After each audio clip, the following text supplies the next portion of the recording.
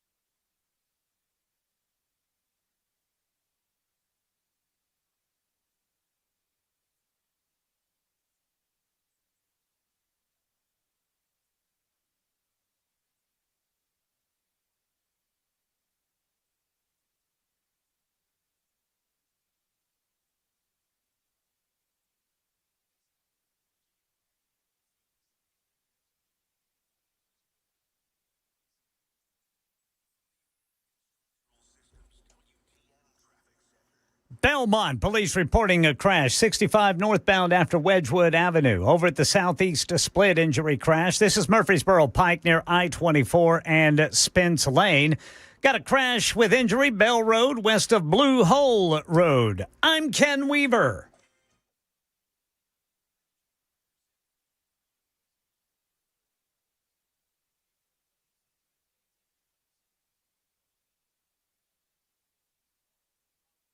Proved that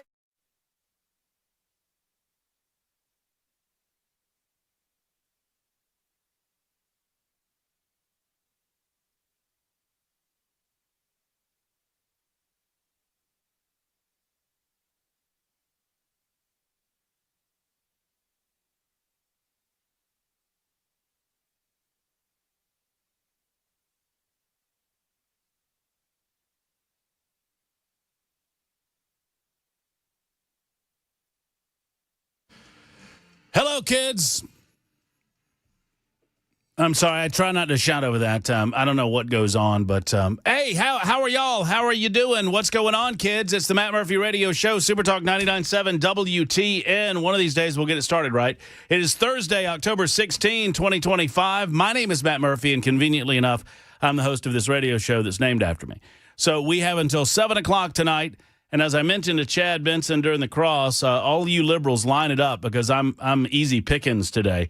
Not at 100%, but frankly, only the mediocre are at their best 100% of the time. So it's episode 904 of our gatherings together today. Happy that you've decided to join us. Whatever time you're able to give us, we are appreciative of those precious moments of your day. I hope that you're able to avail yourself of the television side of the proceedings at some point during the 4 hours. One way or the other, we're on radio, 99.7 FM from Kentucky to Alabama and all points in between. You can find us on a variety of different apps like TuneIn, Spotify, iHeart. We have our own app, SuperTalk 99.7 WTN. You type that in there to your app store, and we'll pop right up there, and you can download us and take us wherever you go all throughout the course of the day, from Nashville's Morning News to Chris Hand to Chad Benson to Matt Murphy to Mark Levin, Red Eye Radio, and beyond. And then there's Talk TV. YouTube, Facebook, Twitter, Twitch, and Rumble. That's YouTube, Facebook, Twitter, Twitch, and Rumble. I do not understand why you would want to look at a trifecta of ugliness like you see in the afternoon hours of this radio show. But if you do, like and subscribe. Tell us how much you enjoy it. Give us the big old thumbs up. And you know what that costs you when you do that? I don't know because I don't keep the rate card, but I think Ken Weaver does. Ken, what does it cost to the gang to watch on Talk TV? Absolutely nothing. Nothing. Yeah. Absolutely nothing. Ken Weaver's back in the newsroom. He's the handsomest of the group. Yeah, that's and his camera's broken. That's why my camera's broke. My good looks were just too much for it. Oh, I blame Joan Jones. She's the breaker of things around here. She broke the TV, which is still not fixed. I don't. I'm in this is the kind of mood I'm There in. it goes, boy. It's on. That I'm gonna. Yes, sir. I'm gonna say things, Brother Murphy. I'm gonna say things that I'm going to immediately regret. Okay. Can y'all see this? The TV? It looks fine to them. I see it. Does it look fine to them? Yes. I don't see anything wrong with it. Well, Ken, do me a favor. Yes, sir. Come in here. All right. All right, Weaver's coming in. Jackson, how you doing, buddy? I'm all right. How are you? I'm great. I think. I don't know what's going on. I got the creeping crud. I have some sort of death illness that is choosing not to relinquish me. I felt it coming on Monday, and then I'm not going in there, man. You guys got the crud. I just forgot about that. There's no way, man. Well, one way or the other, from our vantage point, if it looks great to the people, then I'll shut up. I'll just shut my filthy, stinking mouth. I am OCD, and it bugs hell out of me. It's little green pixels on the screen. And I love this company. I love everybody I work for. I'm not trying to get the green. I see. I'm not trying to get in trouble with anybody. I love all of you. I love New Suit. I love Ken. I love Dan. I love Chad. I love Chris. I love Mason. I love, have I mentioned everybody? Sam. I love Joan. I love Allison. I love all the salespeople. Have I mentioned everybody, Ken? The fellow over on Demumbrian. Oh, Josh. Yeah. Who sells the Contributor? Love him. He's a great guy. I love the gang over at the Zone. I love our country music gang. Have I mentioned everyone, Ken? I think you're omitting someone, Brother Murphy. RJ. Thank you, Jackson. I love RJ. Who else? There's some weekend folk. Oh, Jackson. Okay, I stand by my remarks. No, I love everybody, but I don't know why. I don't know. I'll just shut. I should not let the small stuff. So I shouldn't sweat the small stuff. That's what they teach you in Calm Down School.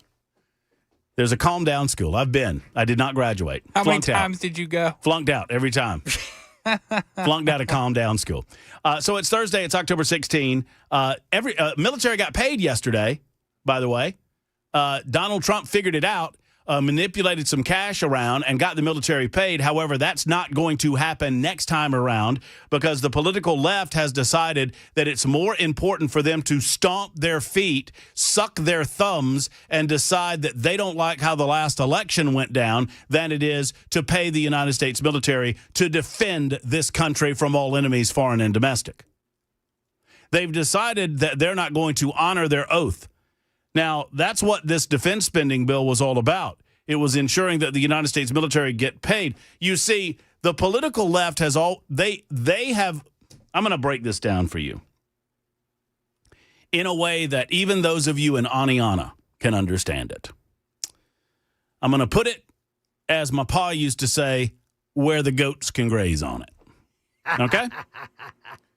So when these government shutdowns have come about, and the first one that I remember, there was and I don't remember the particular details because I wasn't really paying a lot of attention to politics back then, but it was Bill Clinton, right?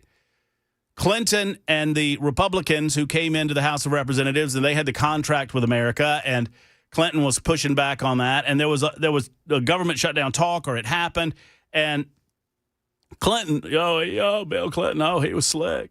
I get in front of that TV and go, oh, look, I want to get y'all paid. And I want to do everything I can. And just these dadgum Republicans won't play ball. Come here, Monica. Let's go talk. That's a nice dress. Come on, man. That's a nice dress. What was that, blue? What? You sound just like him, man. What? Well, I mean, you sound like him, but it's yeah, in a funny way. look, I tell people every one of my impersonations, they're all bad, but you know who I'm doing, right? You know, I can do just. That's what it is. You have a Trump? Do I have a Trump? It's huge. Of course, I have a Trump. In order to do Trump, you've got to do your hands just like this. Sometimes you got to slide into them, Jackson. You got to slide into them. I used to have a hell of a Bill Cosby, but I had to stop doing my Bill Cosby. Thanks. You know what I'm saying? Yeah. That's what happens when, America's dad turns out to be all rapey. Is he dead? No, he's still in. I think he's still in prison, isn't he? Yeah. No, he got out. Did he? Oh, yeah. He's been fact out. check yourself there, Jackson. Fact check yourself. I don't know if he got out or not. Maybe he did. I mean, you might be right. Who knows? Oh, we like Jackson, too. But anyway, I like everybody up here. The point being is that there are these little green dots on the monitor behind us. And every day I come in the hopes that they'll be solved and there won't be any green dots. And every day there's green dots. And I don't understand why there are green dots everywhere. It is not for me to understand. And I'm trying not to come off as whiny or fussy. I don't want to be that way because I love what I do every day. I love getting to talk to you. It is a blessing to get up in the morning and put my pants on or shorts on, as the case may be, and walk into this studio and have a great 4 hours of conversation with you. I appreciate that so much. I love everything about what we do up here, except for those little green dots. Well, there are a couple of other things, but we won't talk about that. Jackson. Bill Cosby served nearly 3 years of a 10-year prison sentence, being released in June of 2021. Yep. June of 2021, but he's still alive? Didn't look that up. You asked me to look up his jail time. Well, look it up because I'm pretty sure he's still. We would somebody said he passed away. 89 says He's alive. he passed. What is he? He's got to be 90. He's right? 88. 88 years old. Well, I guess he doesn't have to be 90 then. I stand corrected. Y'all, it's going to be that kind of day. Y'all need to get in on this. 615-737-9986. 615-737-9986. Would love to talk to you directly or via the super text line. Yes, Jackson. Will you do Clinton's famous line for the YouTube chat? See, I got to slide into Clinton. It's hard. Sometimes it's hard. You got to get into Clinton. You got to make sure you don't slide into Jimmy Carter when you do Bill Clinton. But that's right. He stood there in front of the podium and he said, "I did not have sexual relations with that woman, Ms. Lewinsky." I don't know what else he said. Lied through his teeth. What about whenever he said it depends on what the definition of Well, is? I mean, it depends. Well, I mean, that depends on what the definition of it is. Boy, they don't call me Slick Willie for nothing. You look pretty good, too. I didn't know they let females be prosecutors. The Clintons back in Arkansas, you think Slick Willie was bad in the White House? Go back and look up some of the stuff they did back in Arkansas, man. It was a different time. It was the 70s into the 1980s, and it is When I lived in it's Arkansas, and I'm not lying, and I'm not saying it's true, but everybody from all walks of life told me everything you've heard is true. Yes. Juanita Broderick, who is obviously still alive, very politically active. I am very comfortable relating to you on this radio station that Juanita Broderick was a victim of forcible rape, and Bill Clinton was the rapist. I worked with Paula Jones' next door neighbor. Holy shnikes. Burying the lead there, Weaver. How was that? It was great. He's a great guy. He was a great guy. He was a great host. I don't think he's still there anymore. That's quite a claim to fame. Yeah. I made out with, Mike Mills of REM. I made out with his brother's wife. That's true. Cool. While they were still married. I didn't know they were married. This is going to be a day. While they're still, hey, and Ken, so Mike Mills, bassist of REM, I think he's the bassist. Hey, probably lives here. Maybe, but hey, so for years, my buddy Wayne told me that we lived in fear of Mike Mills showing up with the rest of REM one night to whip my ass. To beat you up. For making out with his brother's wife. That's Murph in the corner. Got his back to the wall. You're gonna have to stand in the place where you work because you can't sit down because we whip that ass. Big old tough REM. Oh yeah, Michael Stipe. He was a toughie. You used to see him walking around the streets of Athens, Ken. Really? I mean, oh yeah. I lived there for a little over a year. Did not go to school in Athens. Went to school at West Georgia, but was contemplating going to graduate school for a while and lived in Athens. And he would.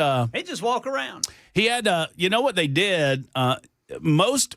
I don't know how musical artists do this. I don't pretend. And we have a lot of musical people that listen to the show that can be better explainers of how the process works. But when you're in a band, typically. I guess you do lyrics and music at the same time, or you're collaborating with that. The way that REM did it, that the band would come up with the music, Ken, and then they would give Michael Stipe rough cuts of music on cassette tapes, and he would listen to those cassette tapes with headphones, and then he would formulate lyrics. So they did the music first and lyrics second. Right. And so a lot of their music, you can do, and I think they used to do this, you can do a tour of Athens, and you can go to places that inspired song. Like Automatic for the People, which is one of the name of their albums, that was a soul food restaurant in Athens, Georgia. I think it's still there. Ooh, I bet you that's good. And their slogan was Automatic for the People. Yes, sir. And he loved that slogan, so he came up with anyway, so there's a little fun fact. I like that. That was good. Yeah, it's pretty good. So cold, chunky applesauce or 1 hour in the freezer or a large icy. Send the intern out for it. Looks weird. What? Oh, that's the second part of the message. Let me get to the first part of the message. Oh, and by the way, someone by request. Let me say, I gotta get right. Yeah. I feel your pain. You got to do your thumb and bite your lip. To all of you people out there, we have reached day 16 of this shutdown, and I'm sad that the Republicans won't do something about it, but I want to look directly to the American people, and I want to tell you, I feel your pain. Did you bite your lip? Yeah. Might want to put some ice on that. That's another famous quote of Bill Clinton's. He said that to Juanita Broderick after the aforementioned forcible sex. Anyway, when you are ill, eat the following. Okay, y'all ready to write this down? Yes. Doctor 7351 has the diagnosis. Okay. When you are ill, eat the following. A teaspoon of jam, jelly, preserves, marmalade, gelatin. Am I eating that in that order? It's just either of them. Oh, thank you. Probably a teaspoon of either. Oh, thank you, Ken, because that would have filled me right up. Free from the food bank when you ask. What? Oh, you can get them free. You can get these items free. Say you have kids. It works every time. Improves the attitude.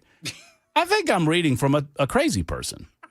This is a crazy person. You should start proofreading your text. Yeah, I should read these text messages before I read them aloud. I'm just going to read this as written. Hey, Matt. Yes, just Jack. remember how powerful the thing in front of you is. The microphone? Yes. Huh. Well, that's a good point, Jackson. I never thought about that. Been doing this a long time. When you are ill, eat the following. Tablespoon, jam, jelly, preserves, marmalade, gelatin. Free from the food bank when you ask. Say you have kids. Works every time. Improves the attitude. Cold, chunky applesauce. 1 hour in the freezer. Or a large icy. Send the intern out for it. Looks weird if the Casey's clerk hears about it. Yeah, man, somebody. Whew. Is there You know what? Casey's around here? I love Casey's. I feel like if I had a little of what, if 7351 wasn't so selfish and he would pass it along, then I would feel a lot better smoking whatever he's on. I tell you what, that cold applesauce sounds good. That does sound especially pretty on a sore throat. I love some applesauce, man. I don't mind Love some applesauce at all. I am a big fan. Big fan of applesauce. Favorite of the elderly. It's true. It's true. You know one way to avoid becoming elderly? Keep it up. 24 after the hour, Super Talk 99.7 WTN. I will tell you why this is all about the Democrats thinking that they have a strong play, and they don't care about the military. They don't care about people that work for the government. They claim to give a damn about the government, but they only care about the government in as much as it's a jobs program to provide them votes so that they can continue to, quote unquote, have power and control. We shall discuss in a moment. It's 24 after the hour on Super Talk.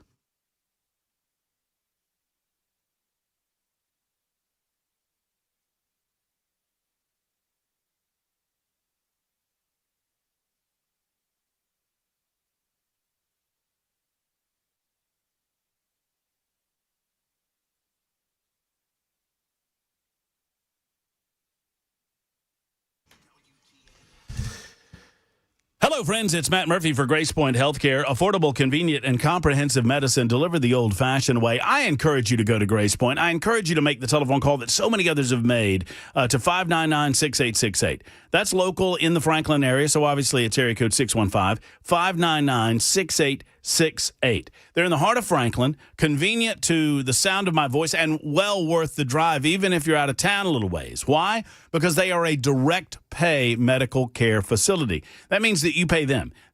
That subsequently means that they don't take their marching orders from health insurance companies. They don't take their marching orders from pharmaceutical companies. They take their marching orders from their years and years of expertise, their concern to care, and, frankly, the relationship between your doctor and you.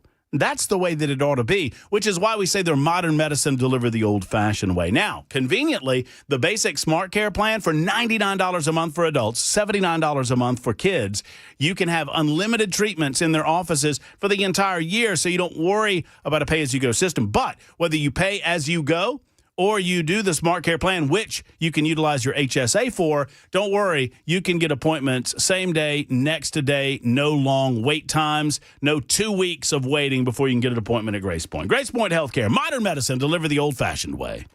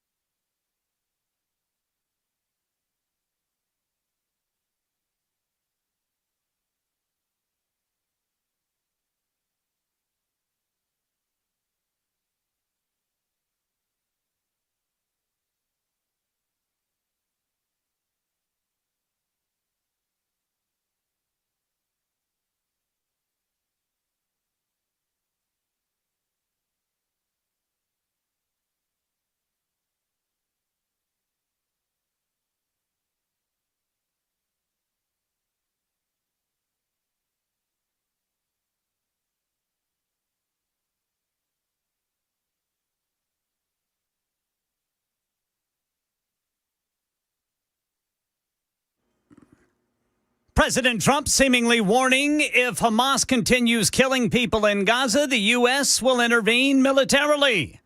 This story and more at 3:30 on Super Talk 99.7 WTN. Super Talk 99.7 WTN. Congressman John Rose will be along at about 3:37 today. We will discuss the government shutdown. I'm going to have to do that on occasion, and I apologize. I'm just trying not to cough on all of you. We have John Rose coming up at about 3:37 this afternoon. He is obviously a congressman for the, I always get him mixed up, 6th, I guess, congressional district. And he's running for governor of the state of Tennessee. We got a lot to talk to John about and have not spoken to him in some time. Obviously, government shutdown, when we're going to get the government running again, actions in Memphis, all on our minds and on our plates as we get into that today. Real quick, I will just say this. This is the Democrats' shutdown. Typically, the Democrats have the mainstream media to protect them in this regard, and they get to blame the Republicans on all things government shutdown. It is in their nature to want bigger government. And so based on their nature to want bigger government, they say, hey, we're the government people. They're the anti-government people. They actually want us to pay our bills when we spend our money and don't want to add and contribute to the national debt, although the Republicans have been doing that for a long time. They present that as, almost a baseline as to why they are ready to reopen the government, but they're not. They have no interest, and they don't truly care about the people they claim to care about. And that's becoming increasingly obvious, particularly with some of the votes that happened today in the United States Senate. We'll cover it all for you in a moment. Right now, it's time for news on Super Talk 99.7 WTN.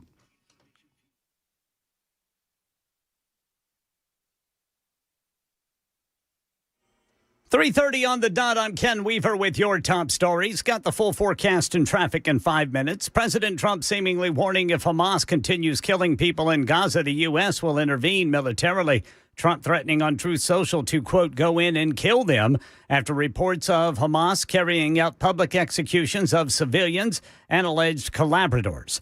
Meanwhile, President Trump speaking with Russian President Vladimir Putin today about ending the Ukraine war. Here's ABC's Karen Travers in D.C. President Trump's phone call with Russian President Vladimir Putin lasted more than 2 hours, and he says he believes, quote, great progress was made. They agreed there would be high-level U.S.-Russia meetings next week. Secretary of State Marco Rubio will lead the U.S. delegation. The president also said he and Putin will then meet in Hungary to see if they can bring the war to an end. But he doesn't say when that meeting would take place. Asked if the president believes conditions have changed to make a second meeting with Putin more successful than their Alaska summit in August, White House Press Secretary Caroline Leavitt said the president is, quote, always willing to take a chance at diplomacy. Karen Travers, ABC News, the White House. Ukrainian President Zelensky set to visit the White House this week to discuss military aid.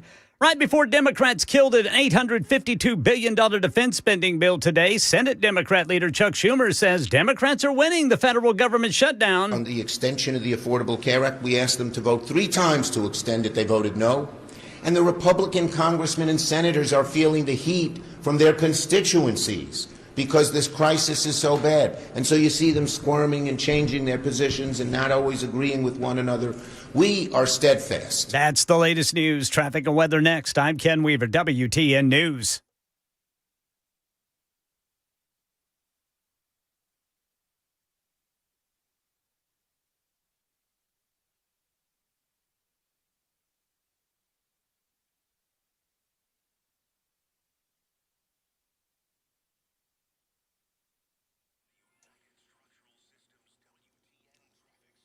Belmont got a crash 65 northbound right after Wedgwood. Over at the southeast, a split and injury crash. That's going to be Murfreesboro Pike near 24 and Spence Lane. Nashville got a crash here. Police reporting Bell Road west of Blue Hole Road. I'm Ken Weaver.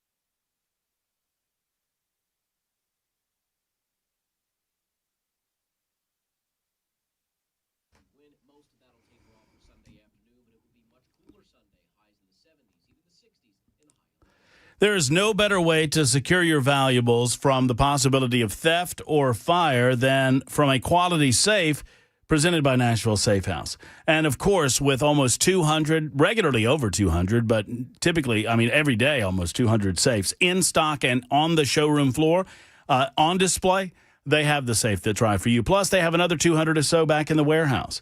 They have an incredible selection. Why? Because they want to make sure that they have the safe that's right for you. And they're celebrating well over 30 years in the business in the city of Nashville. They have the most selection, the best selection of safes around the Southeast, and I would put them against anyone in the world, meaning that you're going to find the safe that's right for you. And their Cracker Jack delivery crew, professional delivery crew, can deliver that safe to you promptly and professionally, and you don't have to depend on a third party, bunch of crackheads delivering your safe. You don't want that. Go see Mark and his team at Nashville Safe House and tell them that I sent you, and be sure to ask about the Matt Murphy special when you go. You'll be pleased that you did. You find out more information at NashvilleSafeHouse.com or on the road, 4th Avenue South in Nashville, across from City Cemetery. Tell them I sent you.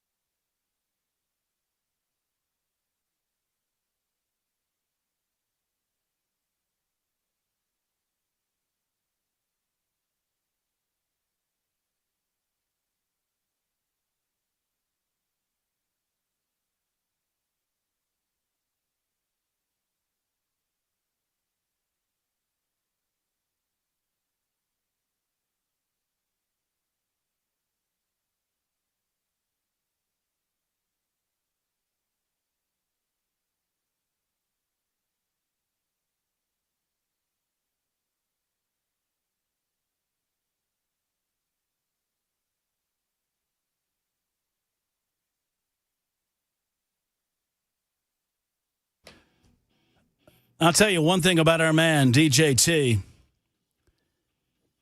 I know most of us love him. I certainly do. I know some of you out there, you're haters. Haters are motivators. But you cannot deny that he never stops going. Man, oh man, he's got so much energy at 79 years of age. Never stops going. And today is another example of that. He's got Zelensky coming into town. You know what? You get this Israel deal. You get this ceasefire in place, and it seems to be holding. And where you have little cracks in the armor or little cracks in the deal, you try to repair those as they come along. Earlier today, did you see the Donald Trump quote tweet? What did he say? He said, "If Hamas," so we saw the video of Hamas executing people on the street in Gaza. They don't care about the Palestinians. They've never cared about the Palestinians, no matter what the stupid mainstream media will tell you. And we saw this, and it was horrific, just watching individuals slaughtered in cold blood. And Donald Trump had something to say about it. He said, if Hamas continues to kill people in Gaza, which was not the deal, we will have no choice but to go in and kill them. Thank you for your attention to this matter. Love it. But he's not resting on any of that. You know, average president, they do a deal as historic as that. They take a couple of days. No. He's talking to Vladimir Putin this morning for multiple hours. He's trying to work on a peace deal with Russia and Ukraine. It's all full go at the White House. To talk about these and many other issues, we welcome back our good friend of the show, Congressman John Rose, joining us on the Murphy Show hotline. John, good to speak with you. How are you, sir? It's been a long time. I'm good, Matt. Thanks for having me on the show today. It's always a pleasure, my friend. I know that you are moving and shaking all throughout the state of Tennessee. You know, you kind of got two jobs right now. You're a candidate for governor and you're a congressman in the 6th Congressional District, and we appreciate you in both. Let's start with the congressman piece. I imagine I don't want to presume I know where you are on this government shutdown. We're at day 16. I had to look it up. This is a Democrat shutdown, and it seems like they don't have any interest in reopening the government. What's your take on it, John?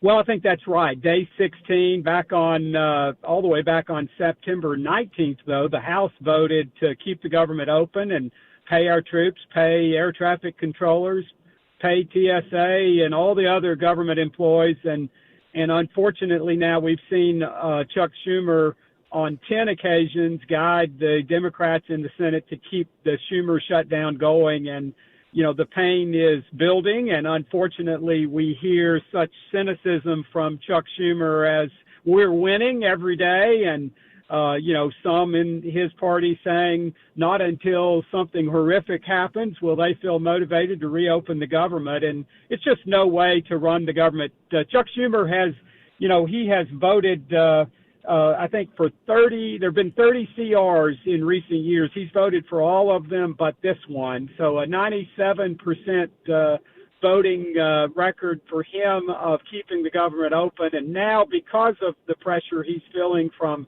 from the radical progressives on his left, he is shutting down the federal government and causing a lot of pain for Americans.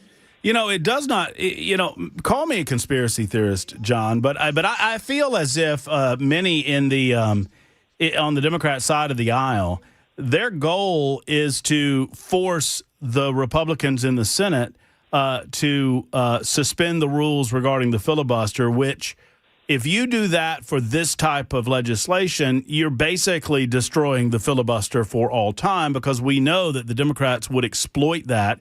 It almost feels like that's their goal, so that if they were to ever get the White House and a simple majority in the Senate again, they can just blow through 230 some odd years of United States tradition with regard to the rules of the Senate. I mean, it feels that way to me.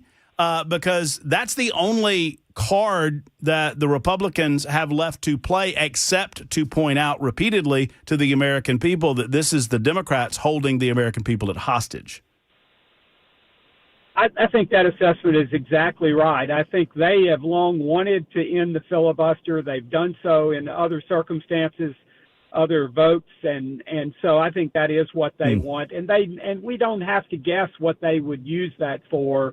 We saw that on display during the Biden administration, and we know what they're demanding here. They essentially want to relitigate the One Big Beautiful law and all the gains that we made. They're wanting to force us to spend $1.5 trillion that would be added to the national debt, that would provide health care for illegal aliens.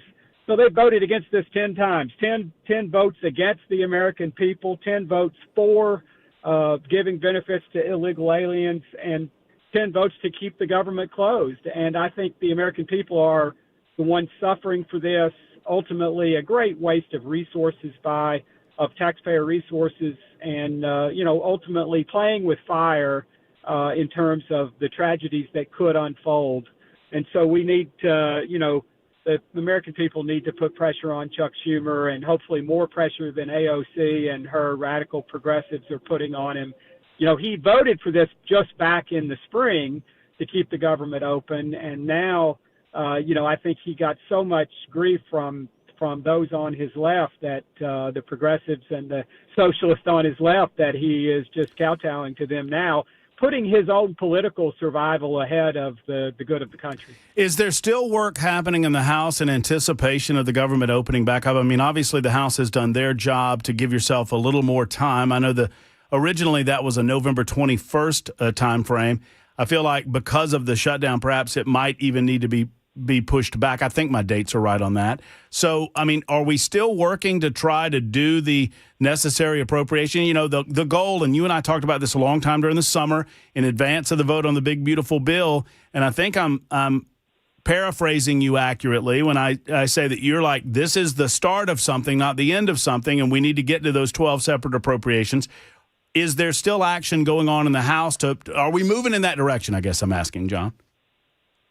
I believe we are. So obviously the full House has not been in session, and that's been kind of a play to make sure, or a call to, not give an amplified voice to the Democrat members in the House, who all but one of who voted against keeping the government open. So you should keep in mind that while the House passed this, we only had one Democrat join us in doing so. And so the calculus here is that if we were in Washington, the Democrats in the House would just be using this to amplify the voice and the call for the radical policies that they want to be a part of, this effort to keep the government open. And so work is happening. The House, before we left town, had passed out of committee all 12 of the appropriations bills. We had 3 of them across the finish line, and, we're ready to take up the others. Remarkably, under Republican leadership, under the leadership of Majority Leader John Thune, the Senate is actually has been making progress as well. The House had already voted to take those 3 bills to conference committee, which is something that hasn't happened the entire time I've been in Congress, to iron out the differences between the House and Senate versions. So then what's been happening since we've been gone is getting those bills ready to come to the House floor, hopefully in quick succession once we return. I think I share your sentiment that whether or not we can get that done now by November 21st, I think all depends on how quickly we get back into town and whether then Republicans will stick together in pushing those bills across the finish line. But that is the goal, and I think it's achievable. And, Speaker Johnson has just done a magnificent job of keeping Republicans together to move these important pieces of legislation, including this temporary funding measure, the continuing resolution that we talk about to keep the government open. There was much question about whether we could pass that, and we passed it fairly easily before we left town back again on September 19th. So we need the Schumer shutdown to end, and that's all about Chuck Schumer deciding that the political pain for him and his radical progressive party is just too high to keep the government closed.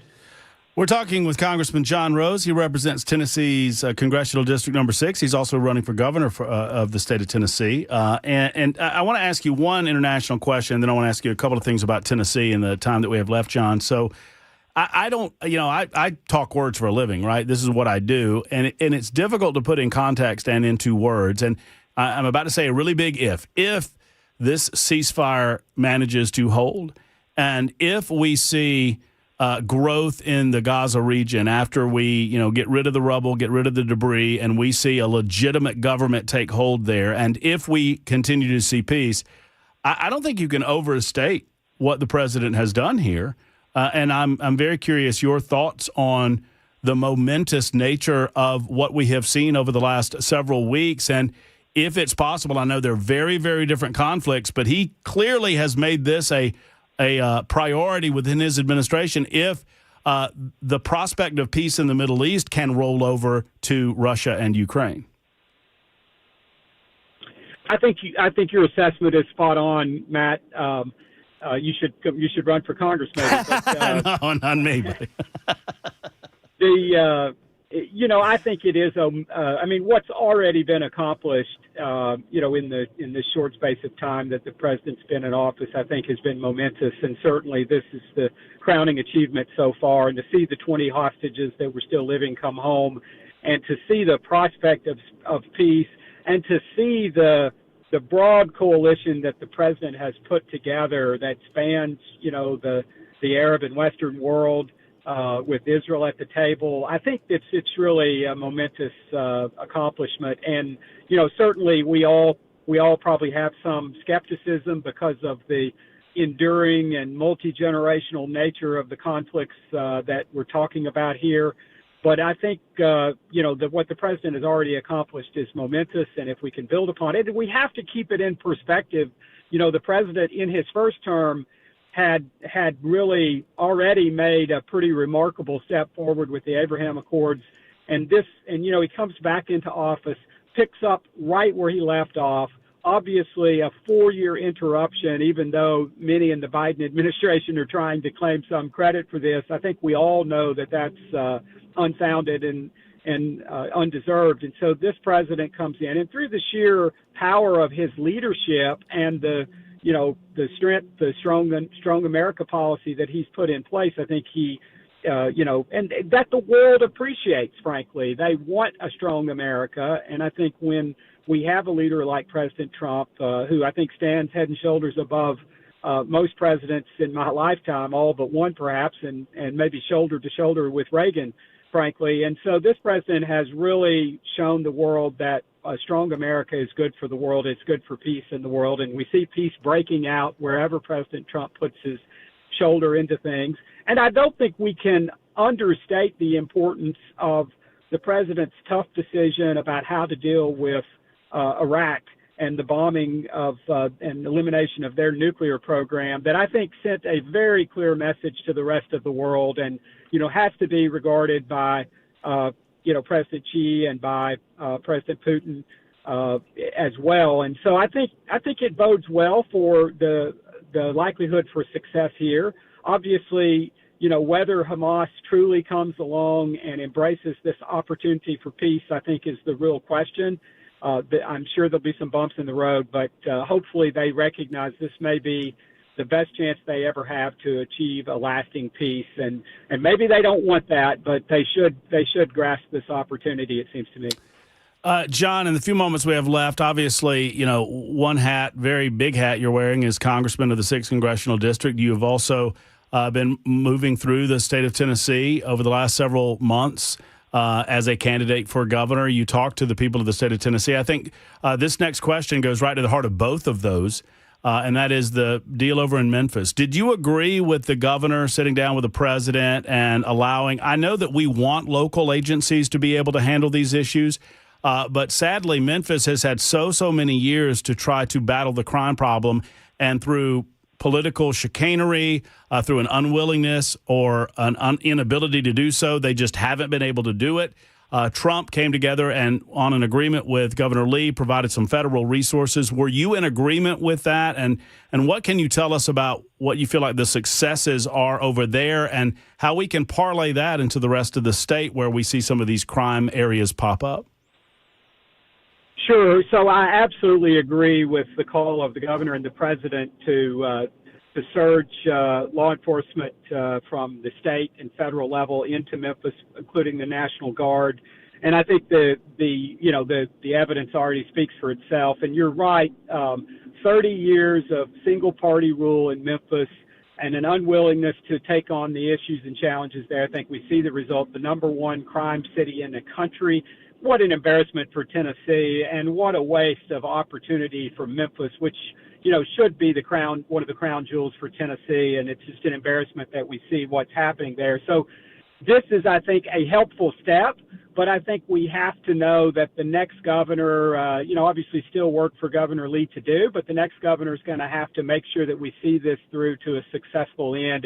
And while you're right that Republicans, we celebrate local rule and local decision making, but we have to remember that cities and counties exist as administrative conveniences for the state, that is the sovereign power. And so Tennessee, we can't afford to let Memphis fail.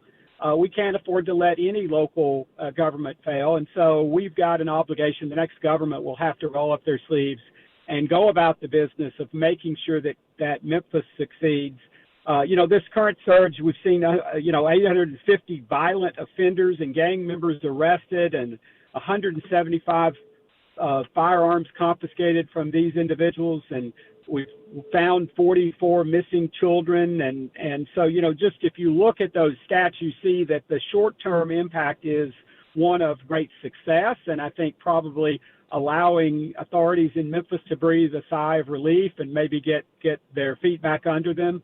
But there is a long-term challenge here, and the next governor is going to have to take that on. And I think my leadership experience equips me to take on those challenges, and I would pledge to all of your listeners that if you elect me to be the next governor, we will have a very strong, novel plan for taking on crime in Memphis and solving the other problems that exist in Memphis. And we'll just make sure we get that city back on track so that it can be, something that Tennessee takes pride in as opposed to something that we're ashamed of.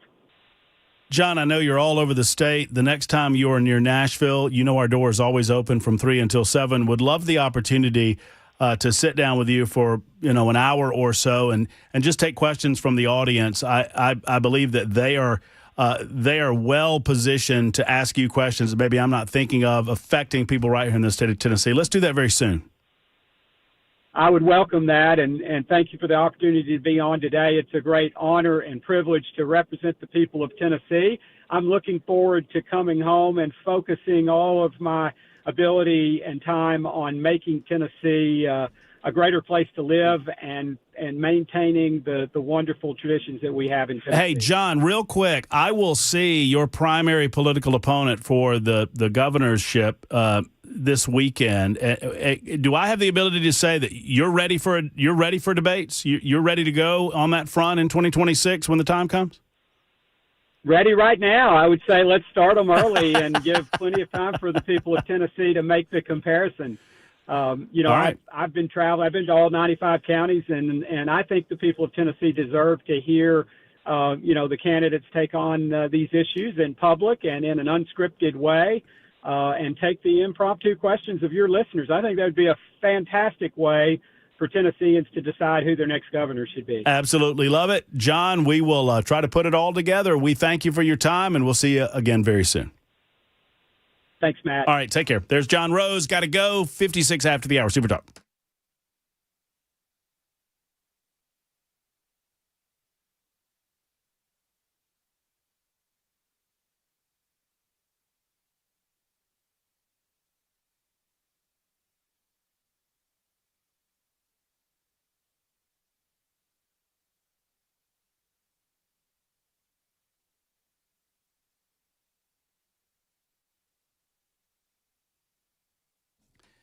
Hello, friends. It's Matt Murphy for Eurofix. Aaron Stokes started Eurofix like 26 years ago.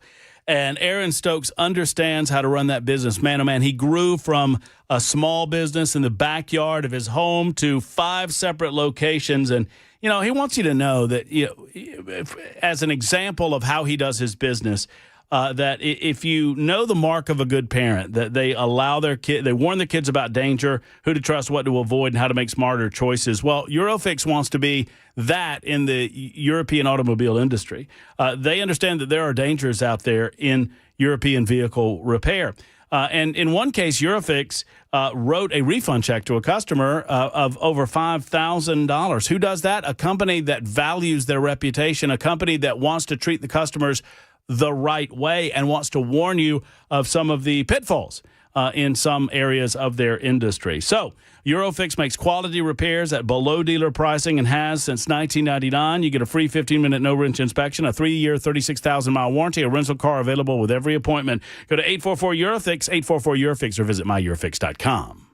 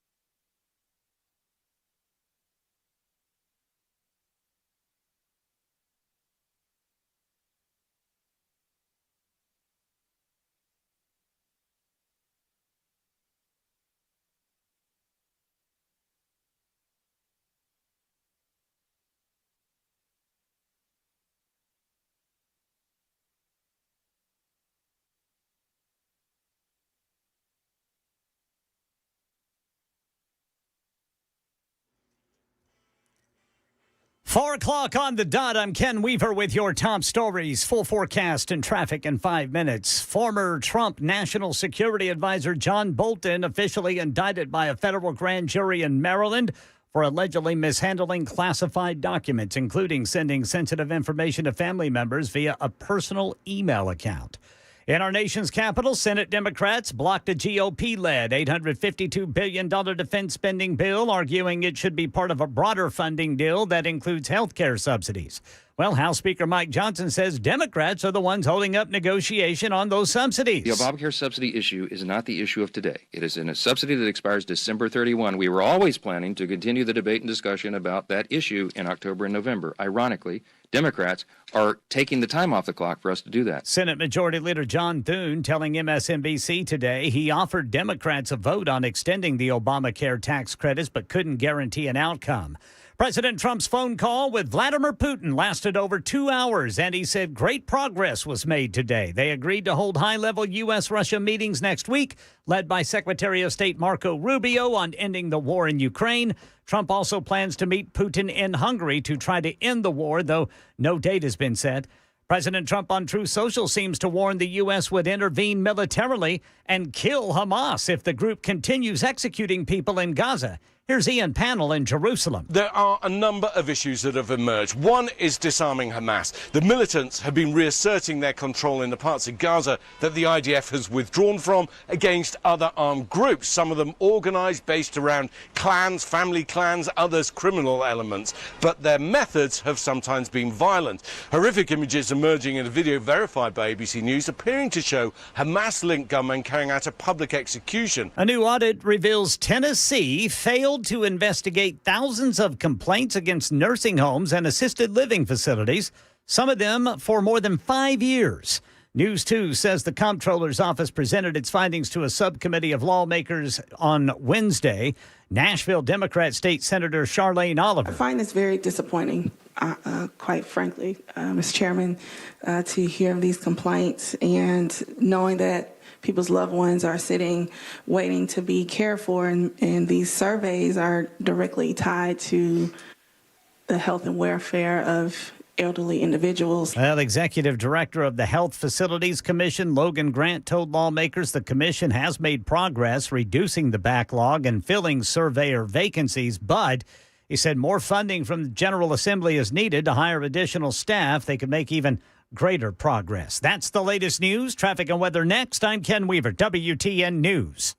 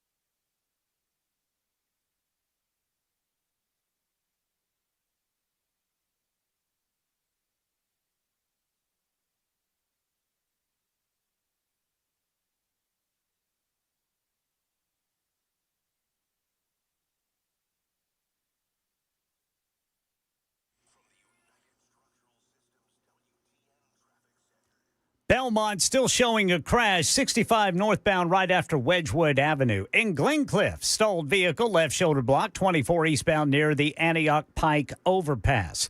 Right now in Belshire, got a crash reported Doverside Drive at Dickerson Pike. And then in Donaldson, a crash, Lebanon Pike at Donaldson Pike. I'm Ken Weaver.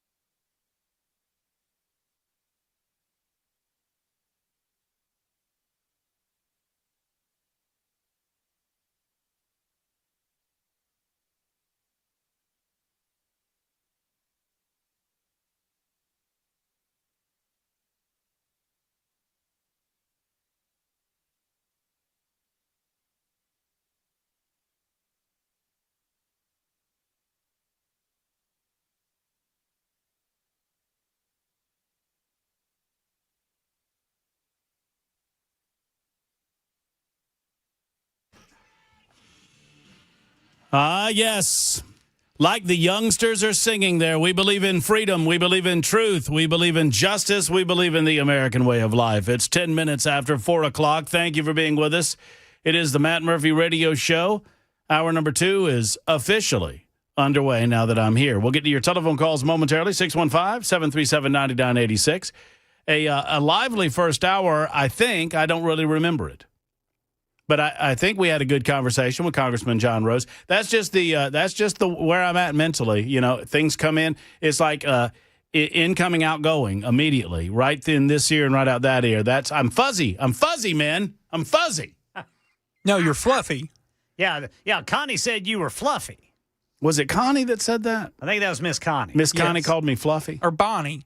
No, Bonnie. Oh, it was Bonnie. Yeah, Miss Bonnie. Come on, Ken. It was Bonnie. Bonnie, Connie, whomever. I don't know. I've known a lot of them, and they all think I'm fluffy, which is fine. I am kind of fluffy. It makes me sad. What's that, Jackson? Not going to see Ken's nincompoop dance today because his camera's broken. Yeah, what's the story over there? We mentioned that in the first hour, and then I somehow got on a rant and got away from it. So talked about two bills. Yeah. Well, you were blaming Joan for it. Well, I mean, you know. I mean, she's got a record. Look. When the cops learn that cars have been broken into, and then they find out that on the street where cars have been broken into, there is an individual that has been arrested, apprehended, and jailed for breaking into cars, I think that's the person they go talk to first, Ken. You know? All I can tell you is that Joan Jones is a known buster of stuff. She's a buster. She's a known buster of things. She busted up the TV. And maybe she busted up the camera. I don't know. Joan Buster Jones. Joan looks like if you made her mad, she would give you the buster. I wouldn't mess with her. Listen to me, Buster. I bet Jones would give you. I wouldn't mess with her. I would not mess with Sister Joan. No, absolutely not. I think Joan would take all of us. Definitely. I mean, in the ranking order of people that would deliver whoopings that work for this radio station, I would put Joan probably right up there at top. Yeah. Who's two? That's a good question. You know, Chad used to be an athlete. Yeah. Well, he used to be. I mean, well, I say used to be. I mean, I don't. He's a bit of a ruffian. You know, so kind of a roughneck. I'm going Joan, Chad, Hand, Ken. Sam's a pretty big old boy. Sam's a big fella. Yeah. Mason. Yeah. Mason's kind of a pacifist. Mason's a big old boy, too. You know, if Mason wanted to, he could rough somebody up. I just don't think he has the predisposition to do Weaver. it. I'm just waiting, Ken. See, he's getting me back for not naming him and the people that I love at this radio station. That's Mandis. what's happening right now. Mandis. New suit. And me. Hurry up and say it because I got to get to the news. No, I don't know that shoulder. It's still hurting, I'll tell you that. So the brand new spanking breaking news that, I don't know, I was out of the room. Ken may have told you about it. Former White House National Security Advisor John Bolton has been indicted for improper handling of classified materials, according to multiple news agencies. Bolton's Maryland home had been raided by FBI agents in August. The search was apparently fruitful, focused on classified information and documents that they believed that Bolton possessed. A list of more than a dozen items seized from his Bethesda, Maryland home of the former National Security Advisor was included in a search warrant filed with the U.S. District Court of Maryland, or the U.S. District Court for the District of Maryland, I should say. Among the technology seized from Bolton's home, 2 iPhones, a red one with 2 camera lenses, a black one with a black case, and we're just kind of listing off these items now. 3 computers, including a Dell Precision Tower, et cetera, a Seagate hard drive, amongst other things. The August 22nd FBI raid linked to a probe of mishandling classified information. A source familiar with the early stages of the investigation told Fox News that CIA Director John Ratcliffe provided FBI Director Kash Patel with limited access to U.S. intelligence that served as the basis for the search. The source told Fox News the evidence justified the raid on Bolton's home. Can't give you any more details than that, the source said, just to say that John Bolton really had some nerve to attack Trump over his handling of classified information. Would you try to find that, Jackson? I might do some sleuthing on my own as well, but try to find, because John Bolton would go on any television network that would have him, and he just lambasted Donald Trump. He knows he can't handle classified documentation in this way. This is when the Mar-a-Lago raid happened at Donald Trump's home. Now, John Bolton is a war hawk, never met a war he didn't want to engage in, never met a group of young people that he didn't want to see bloodied and dead due to a war that he wanted to engage in from the safety and sanctity of his, home or place of business, Department of Defense or whatever it might be. John Bolton is a bloodthirsty war hawk. He is. He believes in the concept of policing around. It's just, I do not care for his type of foreign policy diplomacy or lack thereof. That said, he apparently was not only mishandling classified materials. What we are being told is that he was offering some of those classified materials potentially to the highest bidder. Remains to be seen when we see the grand jury indictment, but a grand jury most certainly has indicted him on charges of mishandling of classified material. You would have to not only mishandle that material, but you would have to have knowingly done so. And that is key to the case. And potentially part of that is the fact that he was giving this out to people familiar with the fact that he had the information. And what I have heard earlier today is that it was possible that he engaged in even a quid pro quo, meaning a this for that. I'll give you this classified information if you give me something else in return, something of value, even potentially money. All right, so Jackson, you got it. Let's listen to John Bolton in his commentary about Donald Trump mishandling classified information. But I don't think he cared about the classification system. I don't think he appreciated the sensitivity of this information, and he didn't appreciate the sensitivity of how it was often acquired, the so-called sources and methods. So this had been briefed to him before I arrived. It was repeated frequently. I think it simply had no impact on him whatever. Well, there you go, John Bolton. Hoisted by your own petard. John Bolton was a failure in the Trump administration. Donald Trump recognized that they did not have the and look, this does not in and of itself make him a bad human being, except that he doesn't seem to care that when he engages in conflicts around the globe, people die as a result. And John Bolton doesn't seem to care that people die as a result. He is a classic war hawk. He engages in this type of activity from the protection of whatever security facility he might be in, and he forces young men and women in some cases to do his bidding, and they die as a result toward no good end. I mean, tell me the foreign policy success that John Bolton has engaged in. I'll wait. Haven't really been any. He was influential in the George W. Bush administration and attempted to gain influence in President Donald J. Trump's first administration. And Donald Trump realized very early on that this guy was interested in, he had a bloodlust. He was interested in starting more wars, not stopping them. And so he was summarily dismissed from his post as National Security Advisor to Donald J. Trump.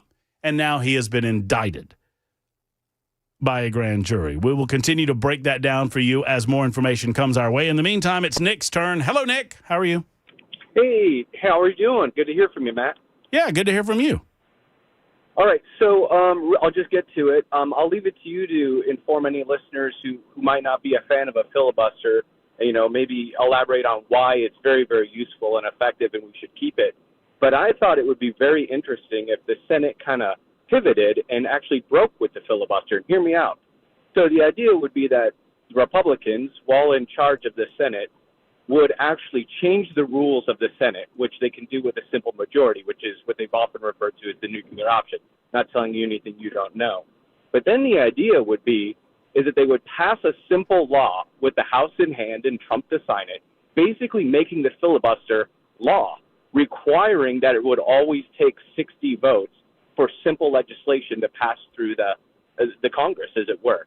So that way it would end this whole idea of being able to nitpick about the filibuster or simply change the rules and go the nuclear option. We would be able to solidify the filibuster into law. And I didn't know what you thought about that. I thought it would be a great way to basically put the pressure on the Democrats to say, hey, look, you can come and play. You're not going to tease us into breaking the filibuster. We're in the majority, and yet we believe in democracy. We believe that the minority should be heard and shouldn't be run over by the simple majority. And so we're going to make the filibuster permanent for you as your benefit. Now come play, come have a conversation about compromise. So the aspect of the filibuster, I mean, and I understand everything you're just saying. And I'm a little confused. So you want to pass a law by a simple majority requiring the filibuster always be in place? Effectively. Right now, the filibuster is in place simply by Senate rule. Right. Rule 22 of the Senate. Right. But what the Senate could do is, again, they can change their rules to pass legislation by a simple majority, 51%. Right. So what I'm saying is they break the filibuster pass this one law time to make it law that now all future laws would require 60 votes. So we can quit having this conversation and this threat back and forth about getting rid of the filibuster. Well, I think the threat of the ability for the majority to break precedent, and it would be, precedent that was set. I mean, the only times the filibuster has been broken, they called it the nuclear option for a reason. I think it was 2013 when Harry Reid busted through the filibuster for lower level judicial, and then the Republicans did it for Donald Trump's Supreme Court nominees. Correct. Those are the only two times. Yes. Right. So they have been. So right now it has been siloed to judicial nominations specifically. Correct. And they could write the law to exclude what's already been done. So they could keep those as done, right, and make a law for all future legislation. Yep. So why do we need the law? I mean, my first question. And no, this is a great conversation. Don't get me wrong. I'm not trying to go after you.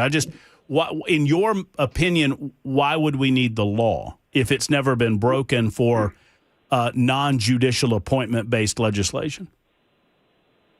So it would put the onus where the onus is, and that is on all members of the Senate to pass legislation, not just the majority in power, which has been the play for Republicans and Democrats alike for decades. The idea is are you trying to get? Are you trying? My question is: are you trying to get ahead of what you presume the Democrats are preparing to do with regard to the filibuster?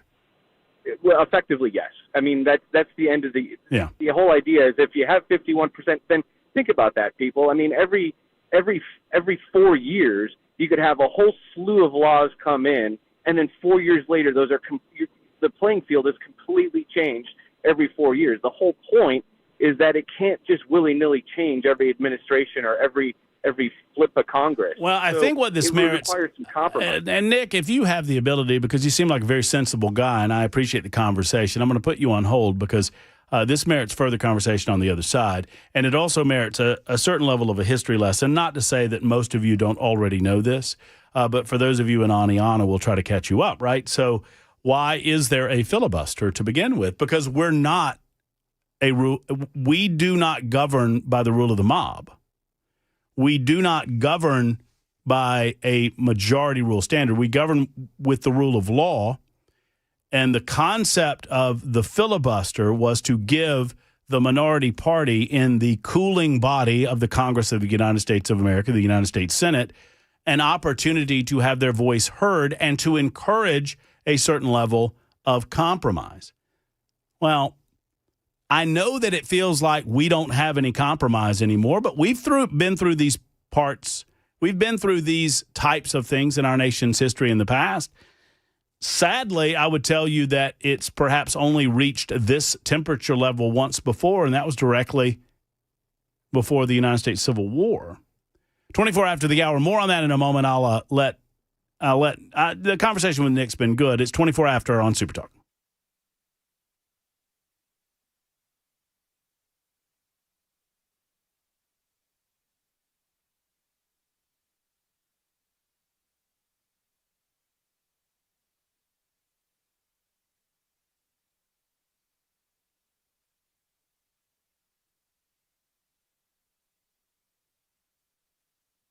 Hello, friends. It's Matt Murphy for Alpha and Omega. Not new to the computer services industry. They've been around for a long time, really since the crank up of the internet, right? Michael and his team, they saw the internet cranking up, and they recognized the incredible need that businesses had for a company that understood computers, all aspects of computers.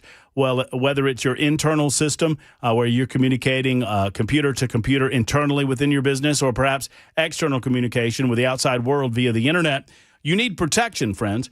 You need to understand what needs to happen in terms of business continuity, evolving threats, compliance for your particular industry, and they get it at Alpha and Omega. 70% of cyber attacks, this is an interesting stat, happen to small to medium-sized businesses. We just don't notice those because they don't get talked about quite a bit because, well, they're small to medium-sized businesses. But if you are in business, no matter how many employees you have, no matter how small your system might be, you are at risk, and you don't want to be at risk. 14 ransomware attacks happen every day successfully. Successful ransomware attacks. You need to protect yourself, and you can't be consumed with doing this yourself. Allow the team at Alpha and Omega to do it for you. 615-784-0096, 615-784-0096, or online at ANO.net. That's A&O.net.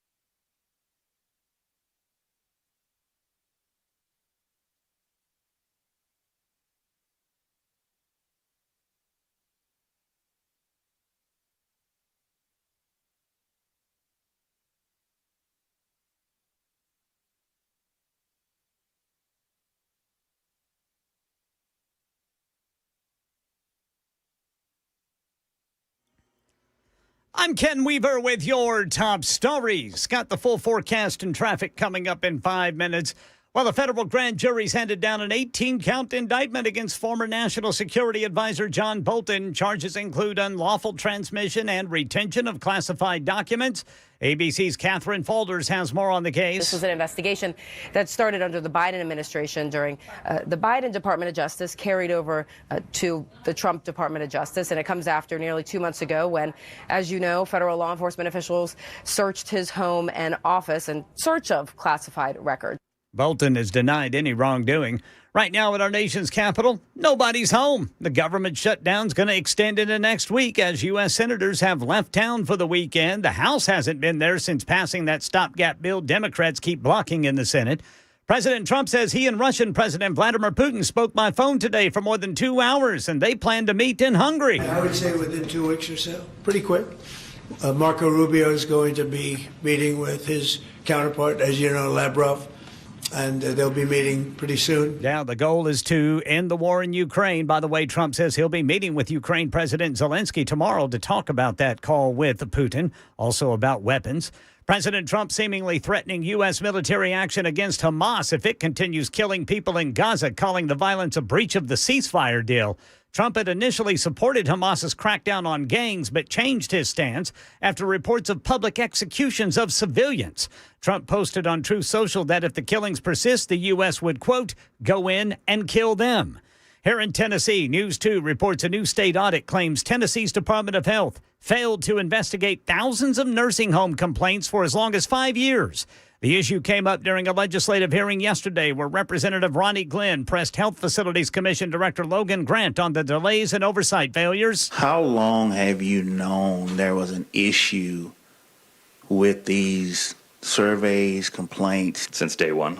Since the responsibilities were brought over to us, we inherited a backlog, a substantial one, and then we've been trying to increase our capacity to perform surveys in the meantime. Grant claimed they've made progress on the backlog, but need more money to hire more surveyors to make an even bigger dent. That's the latest news. Traffic and weather next. I'm Ken Weaver, WTN News.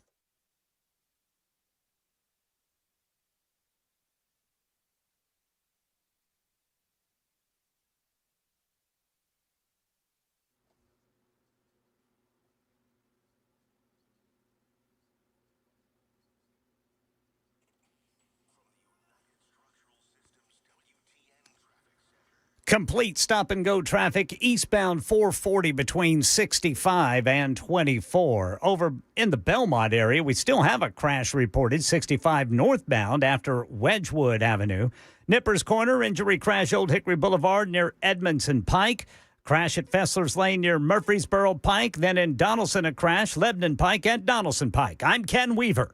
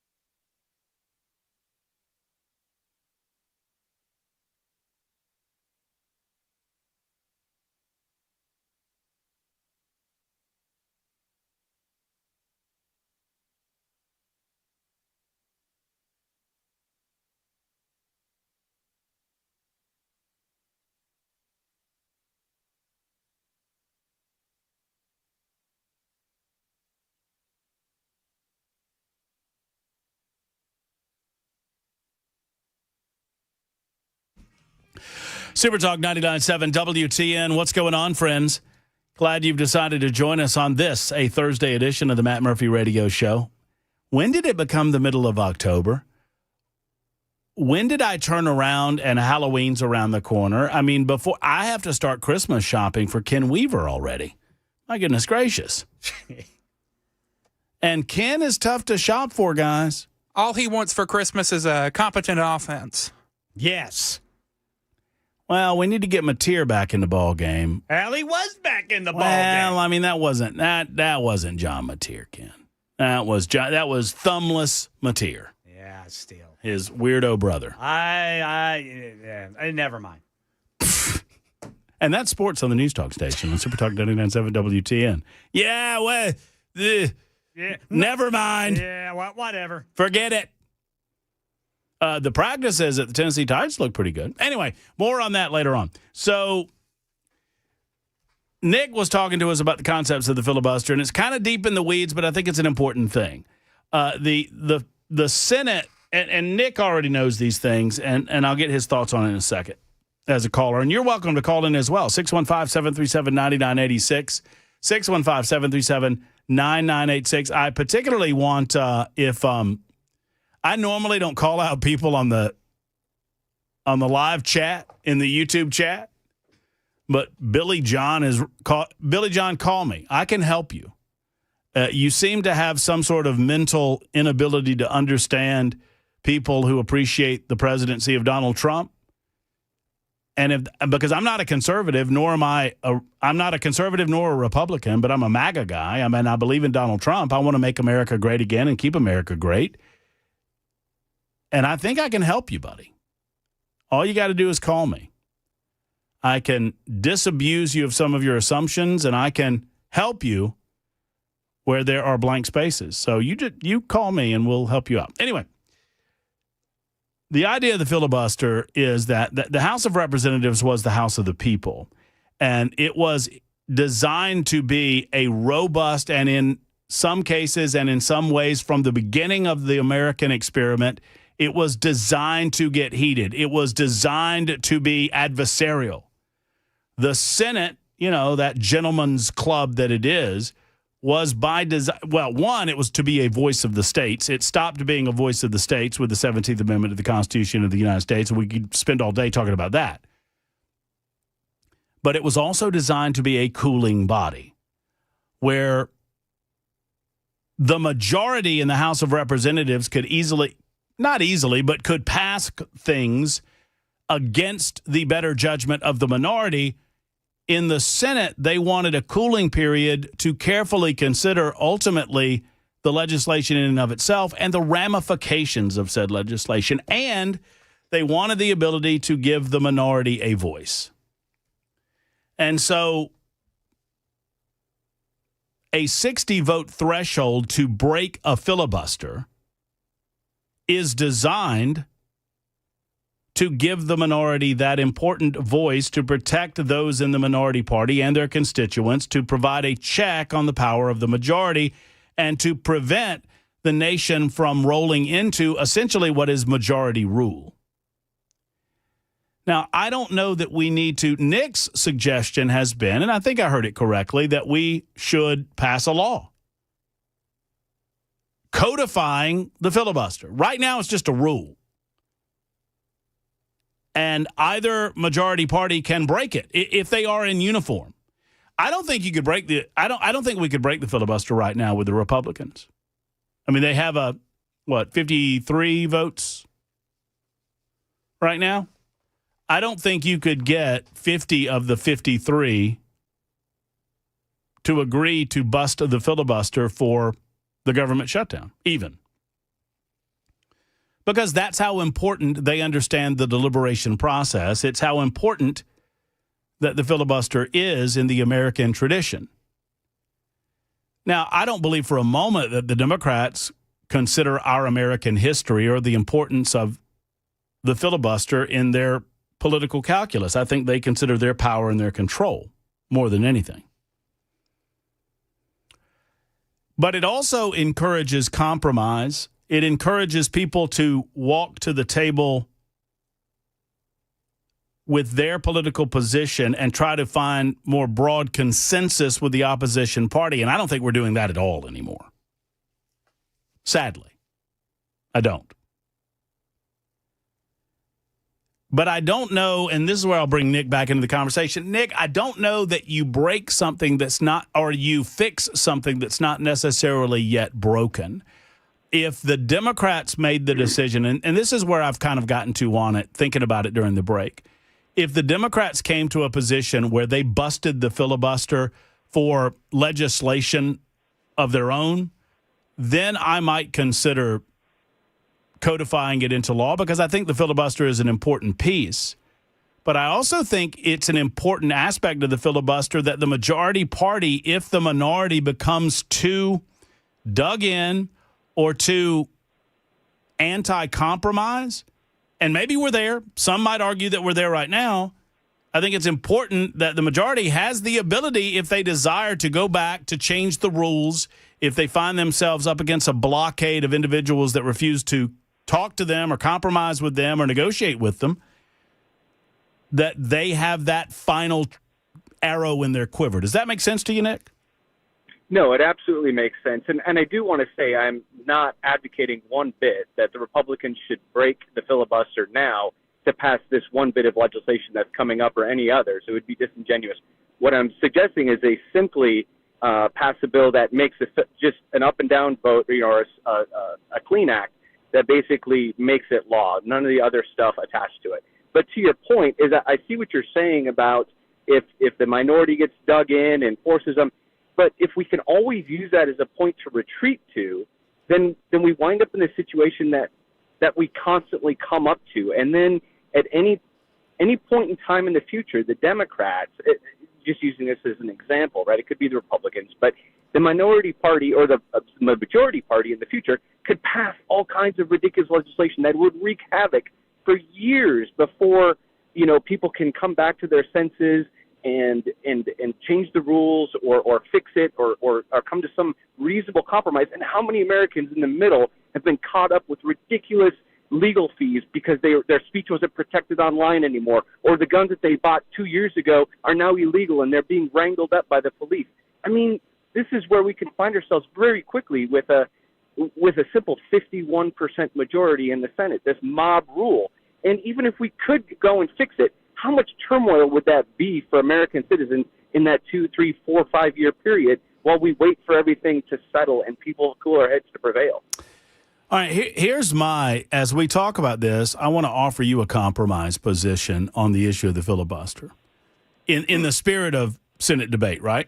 So What if I told you that instead of passing a law, as you have proposed, what if we pass a rule in the Senate that says that if you are to filibuster, the filibuster can only be engaged by members present, and it has to actually be a floor filibuster?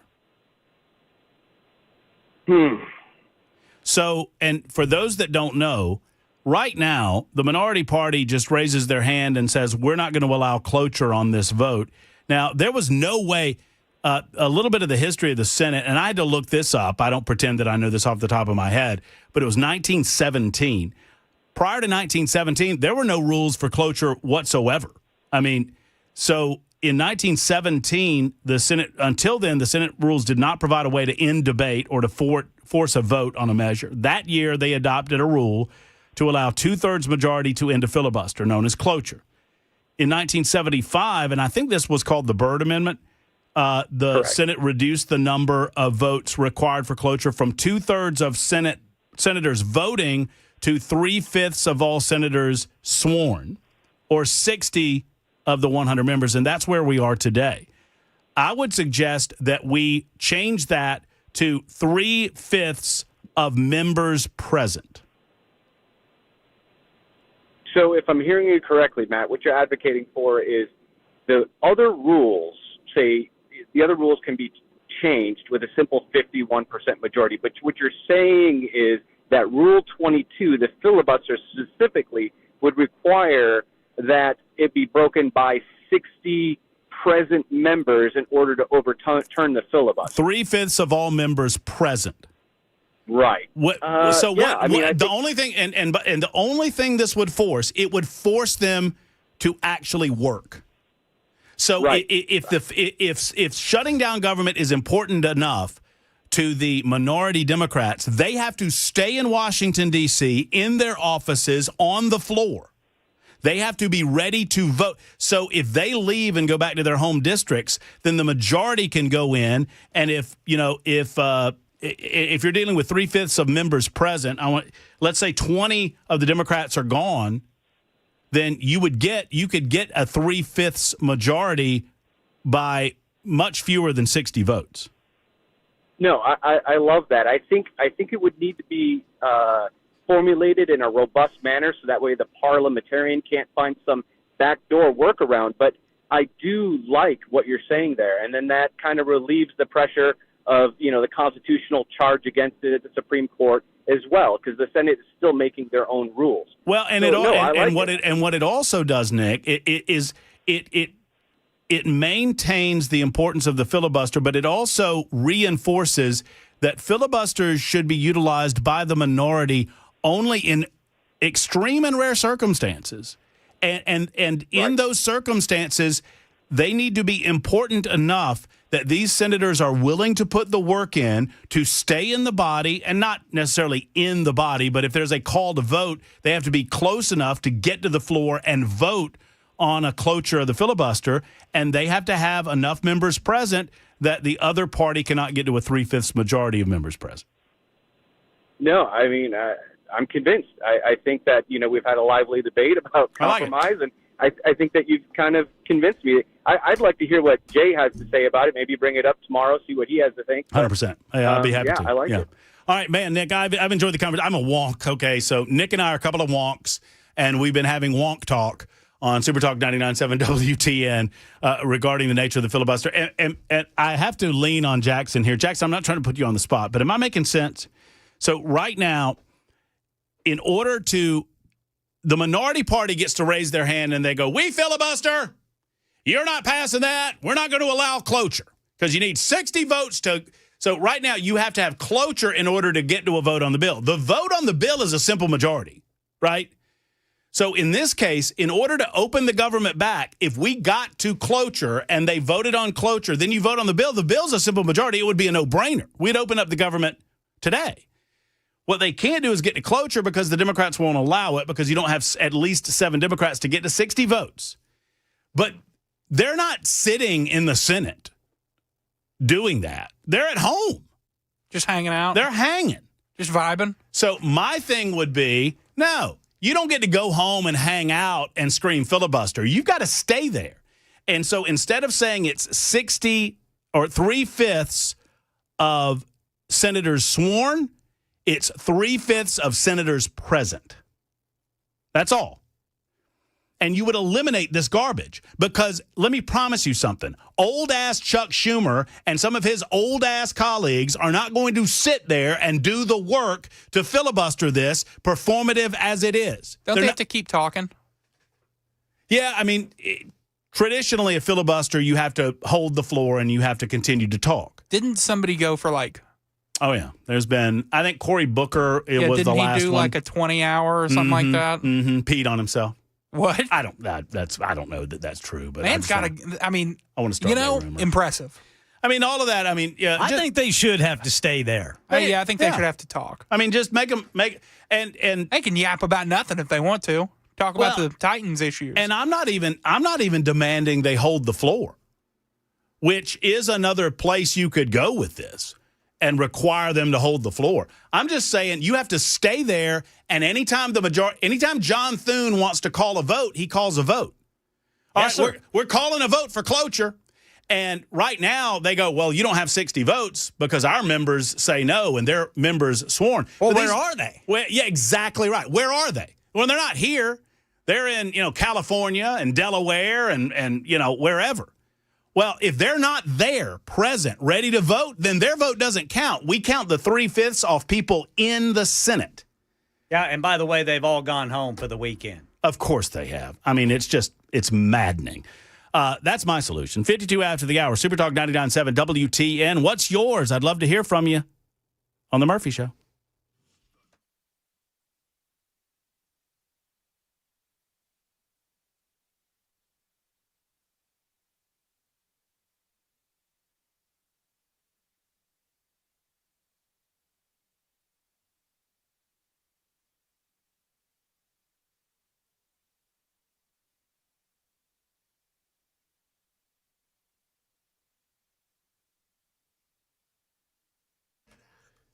Hello, friends. It's Matt Murphy, and I want to talk to you for a moment about what bugs you. No. I mean, not like Jackson bugs me. I mean, that's a thing, but I can't ask U.S. Pest to go after Jackson because he's not a bug, right? That would be unethical, I think. Now, he bugs me, and a lot of things bug us in life, but if it's bugs that are bugging you, then it's time for U.S. Pest. U.S. Pest can solve all of those nasties that want to come in and take care of, well, they want to take over your house is what they want to do. And you know what I'm talking about. And by the way, I don't want to freak you out, but if you've seen a roach, there's a lot more where that one came from, boy. If you see a spider, they got a lot of spider buddies back in the walls, and they want to get them food and take it back to them. So you need to handle that situation with U.S. Pest. They are simply the best with a full-service pest control available with a 100% money-back guarantee. Termite protection and crawl space services available for you. U.S. Pest can be found at uspest.com. That's uspest.com, or give them a call today at 590-1260. Once again, 590-1260 for our friends at U.S. Pest. J.K. and Erica Brister ready to take your call. Also, ready to hire you. If you are looking for work, they're a great company. Ask more about that when you make the call, 590-1260. That's 590-1260 for U.S. Pest.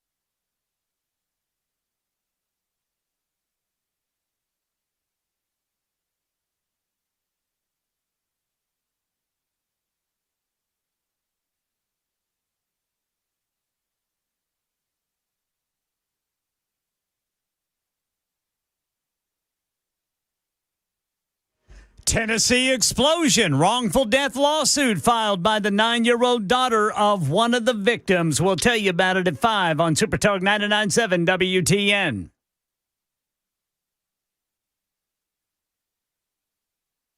Hey, this is just for you YouTube chatters. There's a bunch of YouTube chatters out there on the YouTube page. If you're watching on Talk TV, you can find us over at YouTube. Now, I appreciate you watching on Twitter or Twitch. Or I don't know who's watching on Twitch, but I appreciate it. What is it, Facebook or Rumble? But if you're watching over on YouTube, this is just for you guys. My mama, God love her, God rest her soul, she used to call the Piggly Wiggly the Hoggly Woggly. That's it. That's it. For some reason, they're talking about the Piggly Wiggly. I noticed they're talking about the Piggly Wiggly over on the YouTube chat. And every time I think about the Piggly Wiggly, I think about my mama.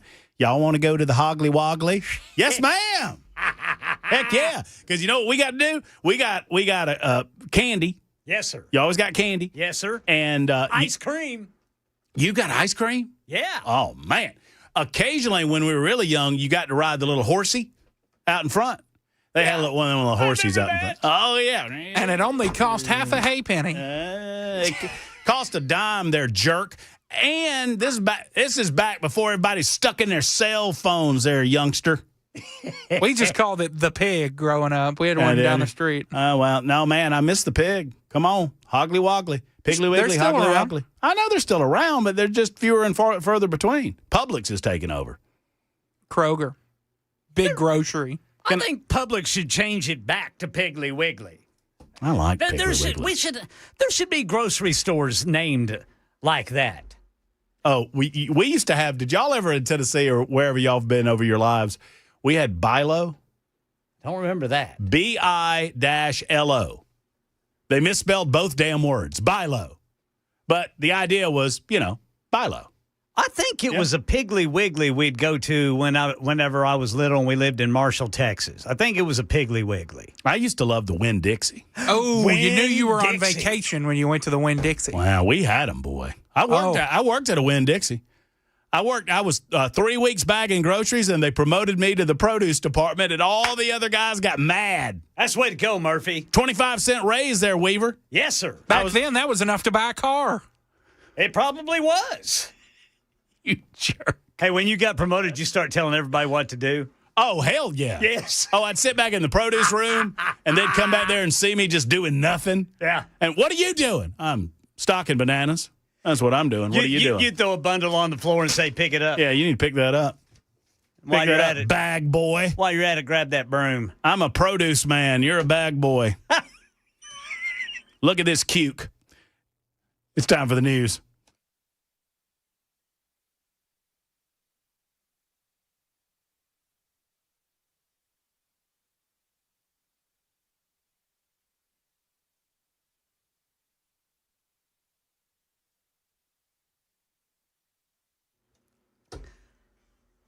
I'm Ken Weaver with your top stories. Full forecast and traffic in 5 minutes.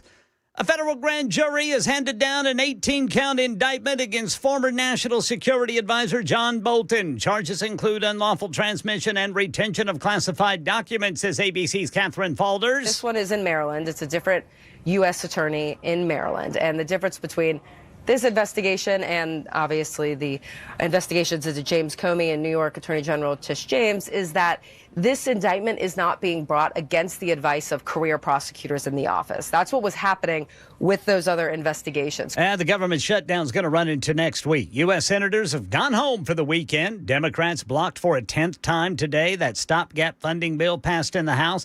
They also blocked an $852 billion defense spending bill. President Trump says he'll be meeting with President Vladimir Putin in about 2 weeks to discuss ending Russia's war on Ukraine. Trump says he and Putin spoke for 2 hours today over the phone. I did actually say, would you mind if I gave a couple of thousand tomahawks to your opposition? I did say that to him. I said it just that way. He didn't like the idea. He really didn't like the idea. No, I said it that way. You have to be a little bit lighthearted sometimes, but no, he doesn't want Tomahawk is a vicious weapon. Yeah, Ukraine President Zelensky is going to ask for some at the White House tomorrow. President Trump seemingly threatening U.S. military action against Hamas for public executions. He threatened on Truth Social to, quote, go in and kill them if the violence continues against the civilians there.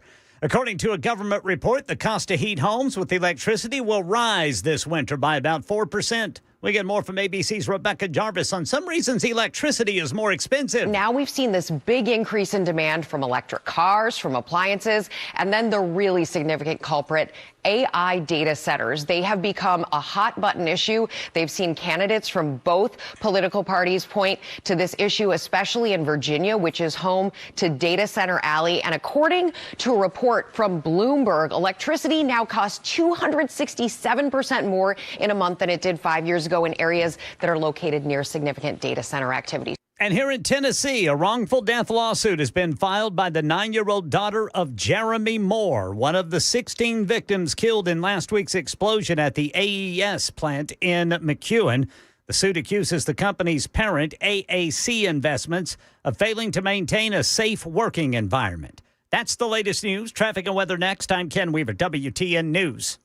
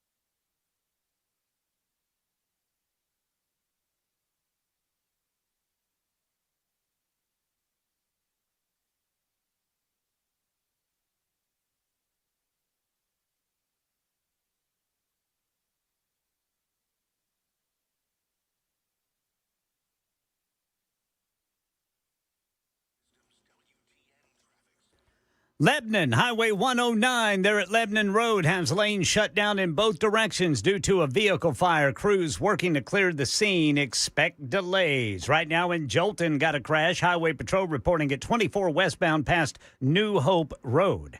Over by the airport, right lane blocked by a crash. 40 eastbound at Briley Parkway. And then in Hermitage, got a crash. Central Pike at Old Hickory Boulevard. I'm Ken Weaver.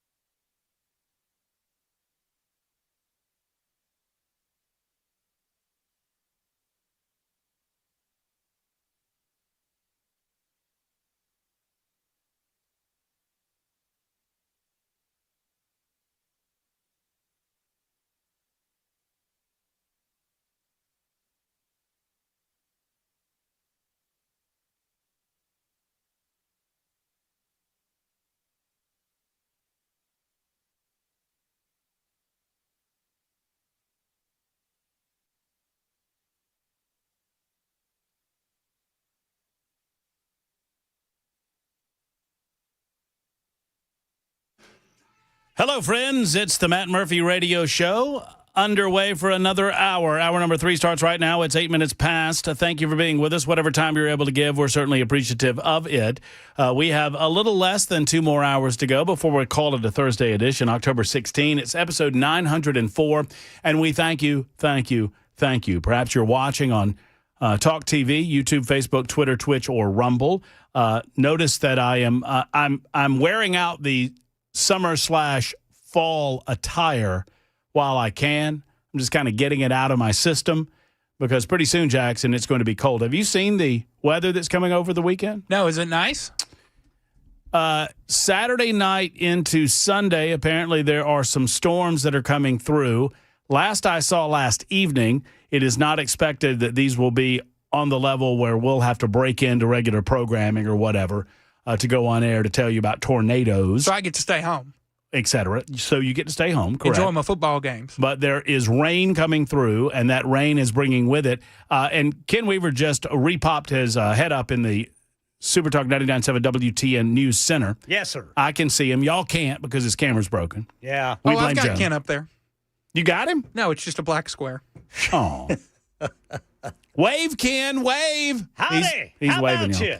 So what I saw last evening, Ken, this weather that's coming through, a lot of rain, some wind, but nothing that would, merit us freaking people out about severe weather, but just be kind of weather aware over the weekend, I guess. Yeah, be weather aware. I mean, we are the very lowest level. Well, actually, we're a level 1 out of 5 risk for severe weather Saturday night, all of Middle Tennessee.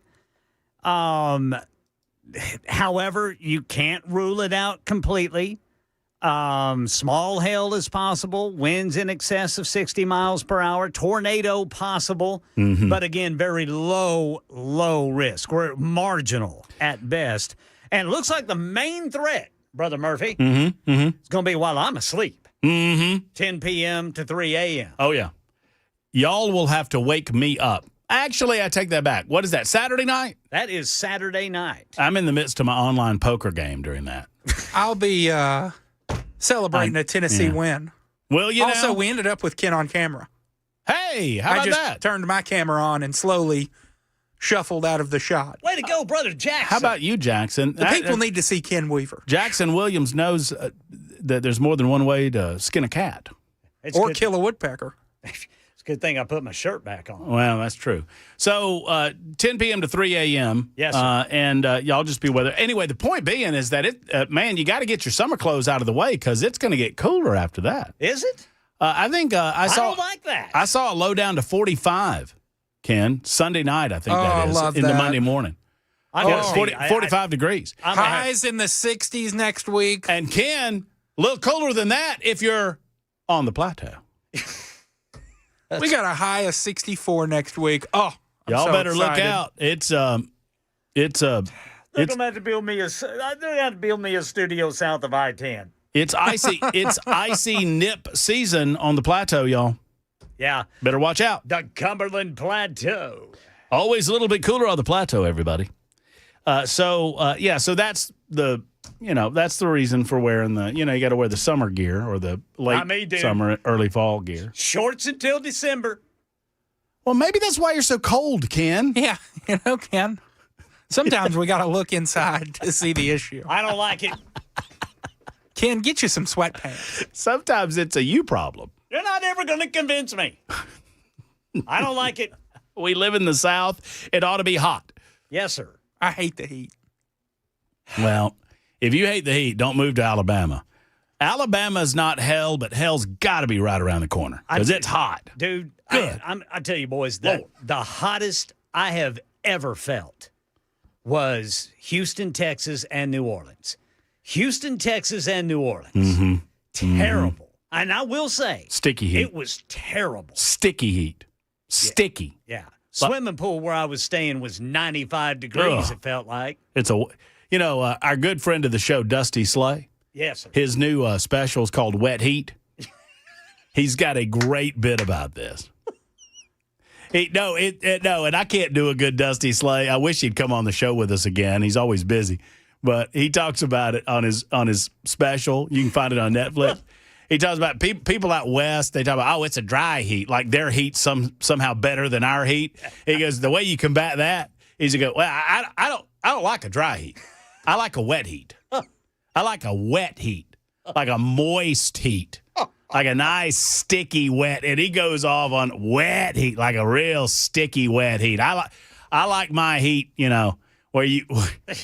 What does he say? I forgot it. He says when you come back in from being outside for 2 minutes and you talk about things sticking to you. Yes. Mm-hmm. You don't want to go out there. Wet, sticky. It's better and cold. Better and cold, boys.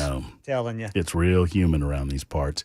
All right. Anyway, that's weather on the News Talk station on Super Talk 99.7 WTN. Just be on the lookout for some rain coming over the course of the weekend. 14 after the hour. We're talking filibusters on the radio show. We're also talking about indictments, as John Bolton has been, indicted.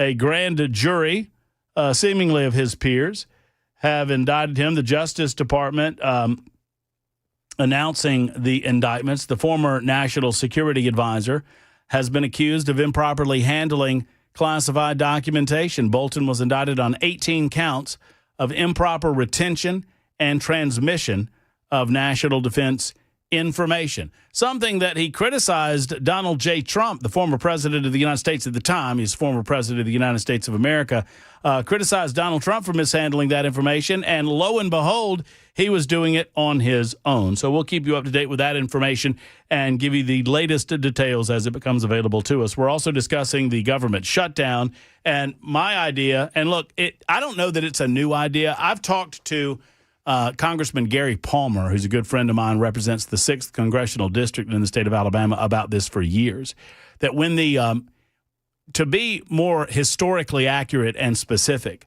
when the 1975 Byrd Rule came into effect, there was no real cloture in the Senate until 1917. So the Senate, the rules of the Senate allowed for a filibuster, but there was an expectation that the filibuster was an actual filibuster where someone would be standing and holding the ground, holding the floor of the United States Senate and talking about the issue.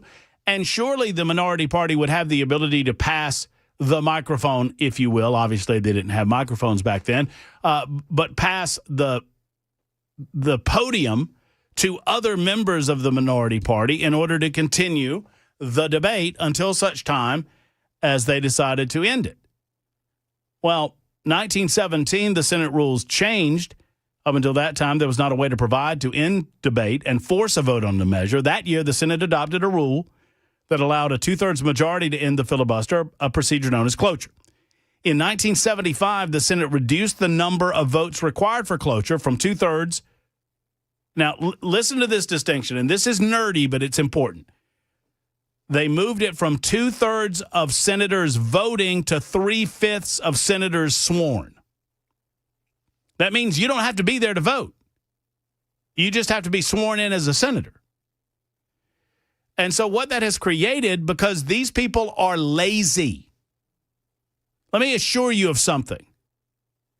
The United States Senate, and I say this with all due respect to Marsha Blackburn and all due respect to Bill Hagerty, they are lazy. And they don't want to have to sit up there and actually work.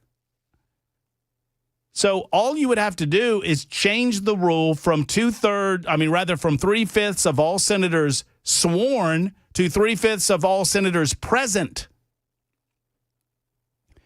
Make their butt stay in Washington, D.C. while this thing's going on and see what happens. You think if all those Democrats that are moaning and complaining and on the talk show circuit and, the Republicans can't govern and it's their shutdown and, woe is us and we want to debate the medical issues and yada, yada, yada.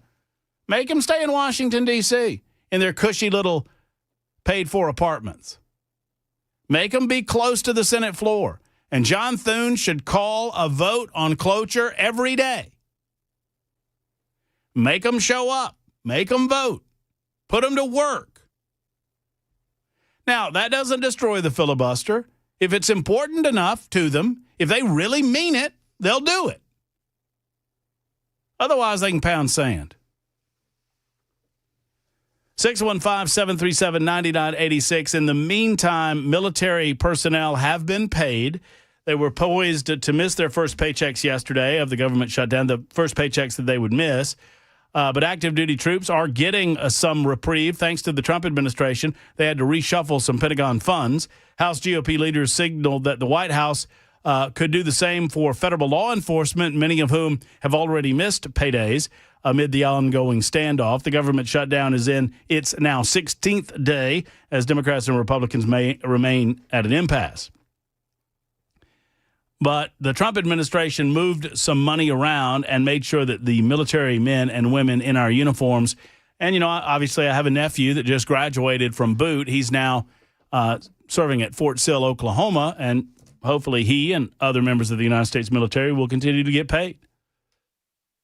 The Republicans attempted to make sure that that happened with a funding mechanism for the United States Defense Department today, and the Democrats refused to allow a vote on that as well because, once again, they don't insist on two-thirds of those members being, or rather three-fifths of those members being present in the body.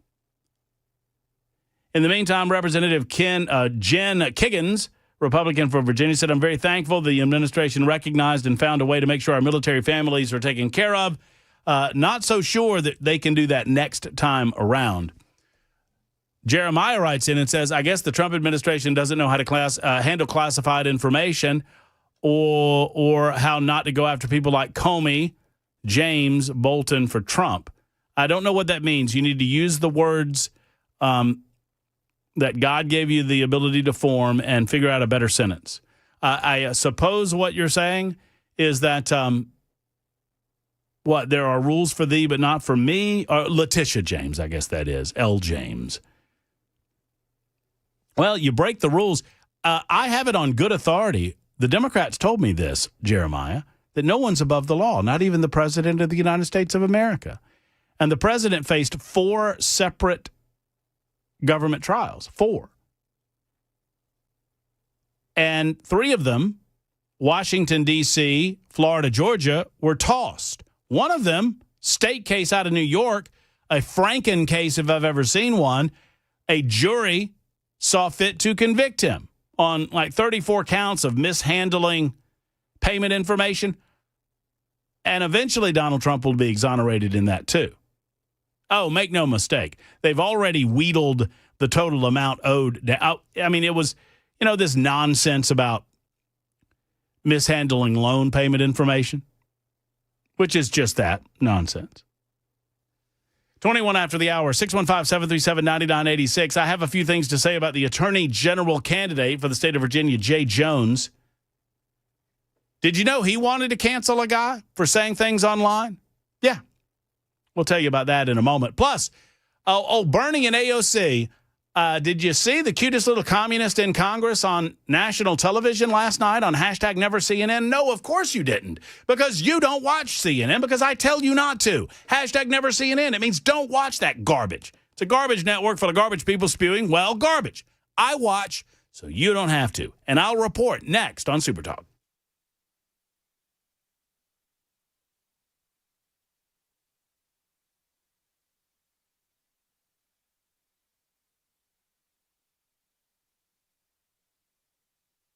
Hello, friends. It's Matt Murphy for Cover Nash. Hello, friends. I'll tell you this.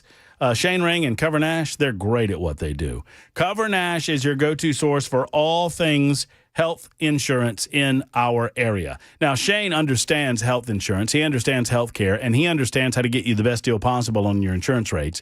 And he doesn't work for any particular company. Sadly, he can tell you horror stories about people thinking they were getting the best deal, but sadly, the other people on the other end of the line, they were just trying to sell them something. If you're tired of health insurance coverage that feels like a math test, call Shane Ring and Cover Nash. Now's the great time to do it. Let's get a review of that health insurance and see what Shane can do better for you and your family. He's got plans like a PPO plan that gives you a $250 deductible and your choice of doctors nationwide, plus flat copays after the deductible of just $50 for any visit, even specialists. Outpatient surgery for as low as $250 in copay. You're hearing me correctly, friends. you need to get with Shane Ring. Locally, he's in Brentwood, so he can sit down with you, or he can do this over the phone, 615-465-0023, 465-0023, online, covernash.com, covernash.com.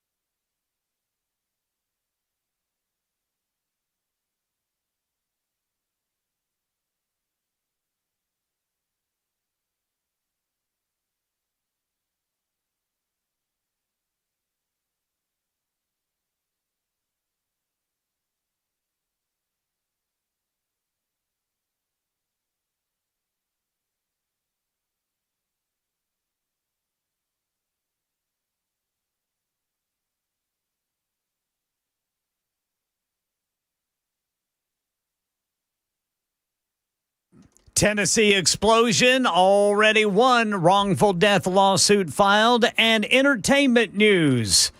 Lead guitarist for the rock group Kiss has died. Details at 5:30 on Super Talk 99.7 WTN. That's a radio show that's in simpatico.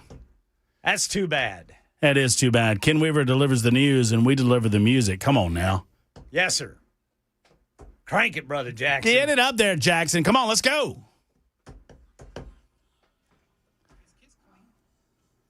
Oh, yeah. I mean, clean. Define clean. Am I going to get in trouble? No. And now everybody gonna move their feet. Da-da-da-da-dun. Detroit Rock City. Detroit Rock City. I don't know if y'all know this or not, but Kiss, they wanted to rock and roll all night and party every day. Yes, sir. And they told you 896 times in that one song. Yes, sir. But that was the case. Yeah, Kiss was a phenomenon. Ken, were you in on that? I missed them. They were just before my time. I really wasn't a big Kiss fan at the time. I really just wasn't in to Kiss at the time. Yeah. I was more of a Styx guy at the time. Yeah. So Kiss, Jackson, because you're a young buck wet behind the ears and you don't know any better. So you said it was just before your time. So we're talking about just before the Reconstruction era of America? That is about right. That's right around that zone there, buddy. Late 70s and into the early 80s. I remember my sister thinking that it was a huge deal because she was into Kiss. Yes, sir. And it was a huge deal when they took off their makeup for her. Oh yeah, that was a big deal. Because that had kind of, they had kind of done that. Yeah. And it had kind of grown out of fashion, that rock spectacle that they put on in the late 1970s, even into the early 1980s. Well, and disco was taking over. Oh, disco. Remember when the Kiss went disco? I was made for loving you, baby. You were made for loving me. Yuck. Yeah, that stunk. I was never a big fan of Kiss, but, let me tell you, Ace Frehley, I love Ace Frehley. Come on. Founding guitarist of Kiss. Was he Starman? Is that right? I think he was the Starman. Mm-hmm. Wait a minute, that might have been Peter. Peter Criss was the cat, right? Yeah, Peter Criss was the cat. I got to look this up. Yeah, do that. Or maybe Paul Stanley was the Starman. For loving you, Oh, yeah. There you go, Jackson. You were made for loving me. We're gonna take advantage of disco. We're gonna try to glom on. Yeah. This was hardcore Kiss fans hated this song. Yeah, they did. And rightly so. And, yeah, well, that's... Like, had AC/DC ever done something like this? Woo, Lord. I would not have liked it. The family of Ace Frehley shared that he was only 74 years old, which 74 when I was Jackson's age seemed old. It does not seem old at the age of 52, friends. No, sir. Yeah, Jackson? Never mind. It was just an old joke. I'm going to let it slide. The family shared the news through a statement saying, "We're devastated and heartbroken. In his last moments, we were fortunate enough to have been able to surround him with loving, caring, peaceful words, thoughts, prayers, and intentions as he left the earth. We cherish all of the fine memories, laughter, celebrate the strengths and kindness that he bestowed on others. The magnitude of his passing is of epic proportions beyond comprehension. Reflecting on all of his incredible life achievements, Ace's memory will continue to live on." So obviously, many folks will expect comment from Paul Stanley, from Gene Simmons, Peter Criss. Is Peter Criss still alive? Yeah. I assume all I think they're all alive. I think the rest of them are alive. I would invite you to check out some of Ace Frehley's solo stuff. Oh, really? Frehley's Comet. Real good stuff. Real good rock and roll. So Frehley was a part of the band. He was a part of the founding of the band in 1973. He stuck with the lineup through 1982 when he left. Later returned for the band's blockbuster reunion tour in 1996 and stayed on until 2002. So Ace Frehley dead at the age of... And he was the Starman. And he was the Starman, dead at the age of 74. Time for the news on Super Talk 99.7 WTN.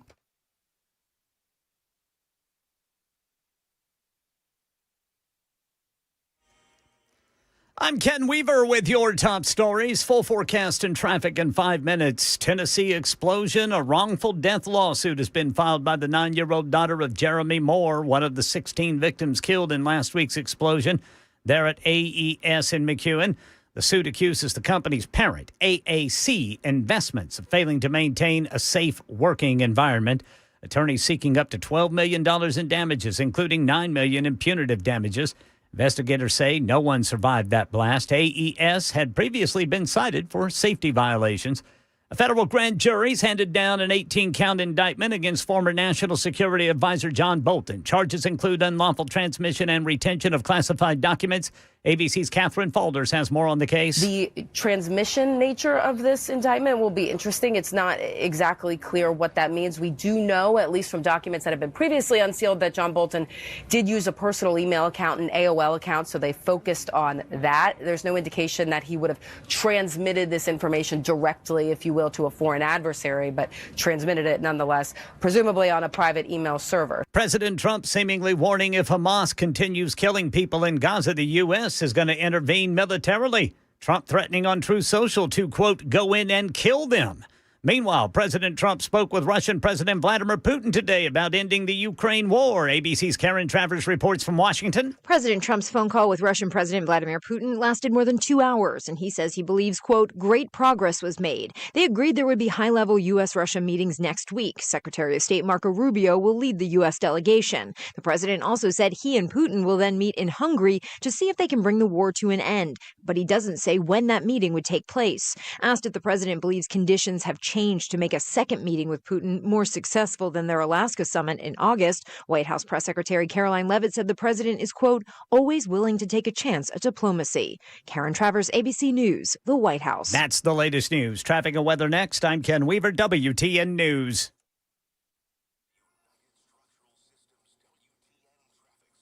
Downtown split, injury crash, right lane blocked there at exit 211. In Hermitage, still got that crash. Central Pike at Old Hickory Boulevard. East Bank, left shoulder blocked by a crash. 24 eastbound approaching Spring Street, Ellington Parkway.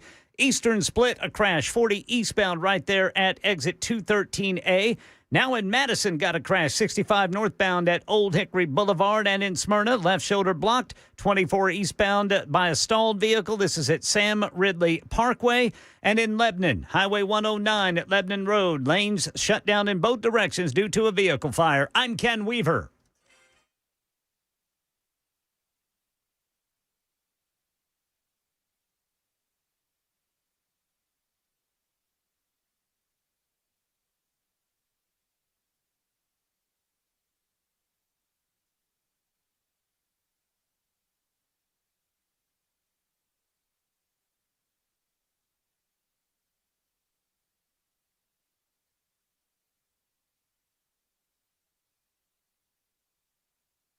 Hey, the Glock Store's got something pretty cool going on this weekend. It's a Vortex Day. Vortex Day!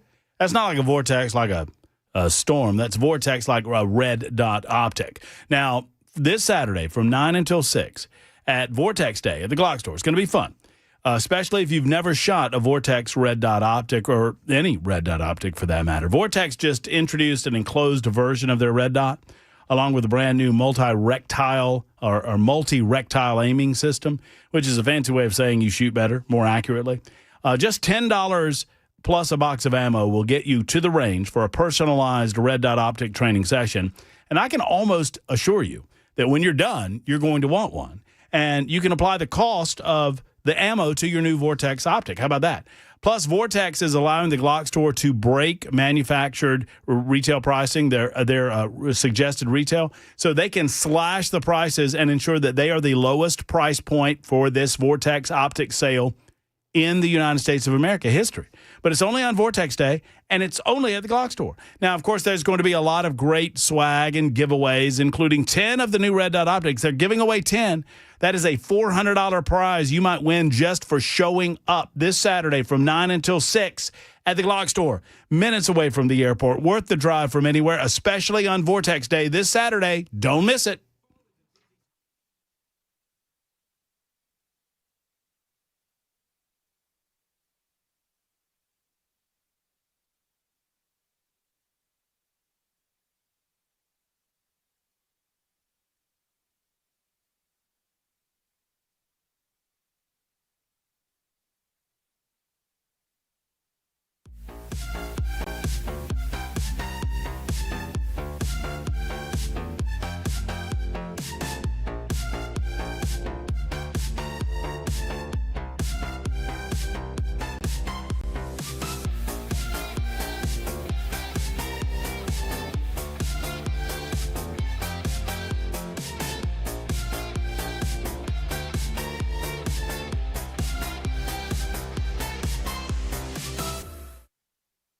Selling your home can be stressful, but it doesn't have to be. Get a guaranteed offer from Mark Spain Real Estate. There are no showings, no open houses, no stress. Work with the #1 real estate team in the U.S. and close with confidence. Go to markspain.com today.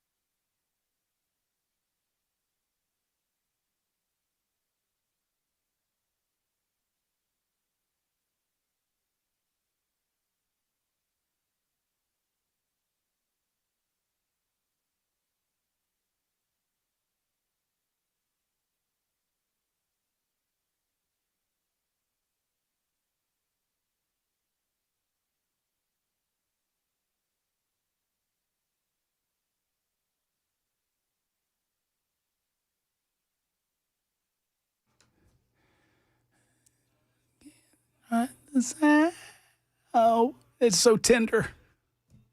I was, and I'll be right home to you. Hold on.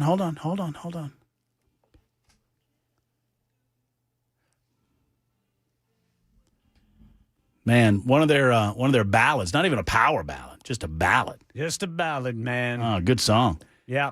Ace Frehley passed away at the age of 74, one of the founding members of KISS. A lot of controversy over KISS back in the 1970s. Oh, yeah. Everybody was finding the devil in rock and roll music back then, Ken. It was that sinful dancing music at the sock hop. No, because they did crazy stuff, man. They Gene Simmons would spit like blood and stuff. And, he would have like blood capsules in his mouth and he would spit it out. And Gene Simmons... Jackson, we're going to teach you things today before Nincompoop's in the news. For example, Gene Simmons has one of the longest tongues known to mankind. Fake. Dude, go back. If it's fake, it's a good one. It's prosthetic. It's not prosthetic. He would roll that thing out. What do you mean it's prosthetic? It was in his mouth. It's a prosthetic. How do you know? I'm not gullible. You're trying to trick me. You know gullible's not in the dictionary. Hey, they wrote gullible on the ceiling. Look it up. He wrote gullible on the ceiling. Is that one? Yeah.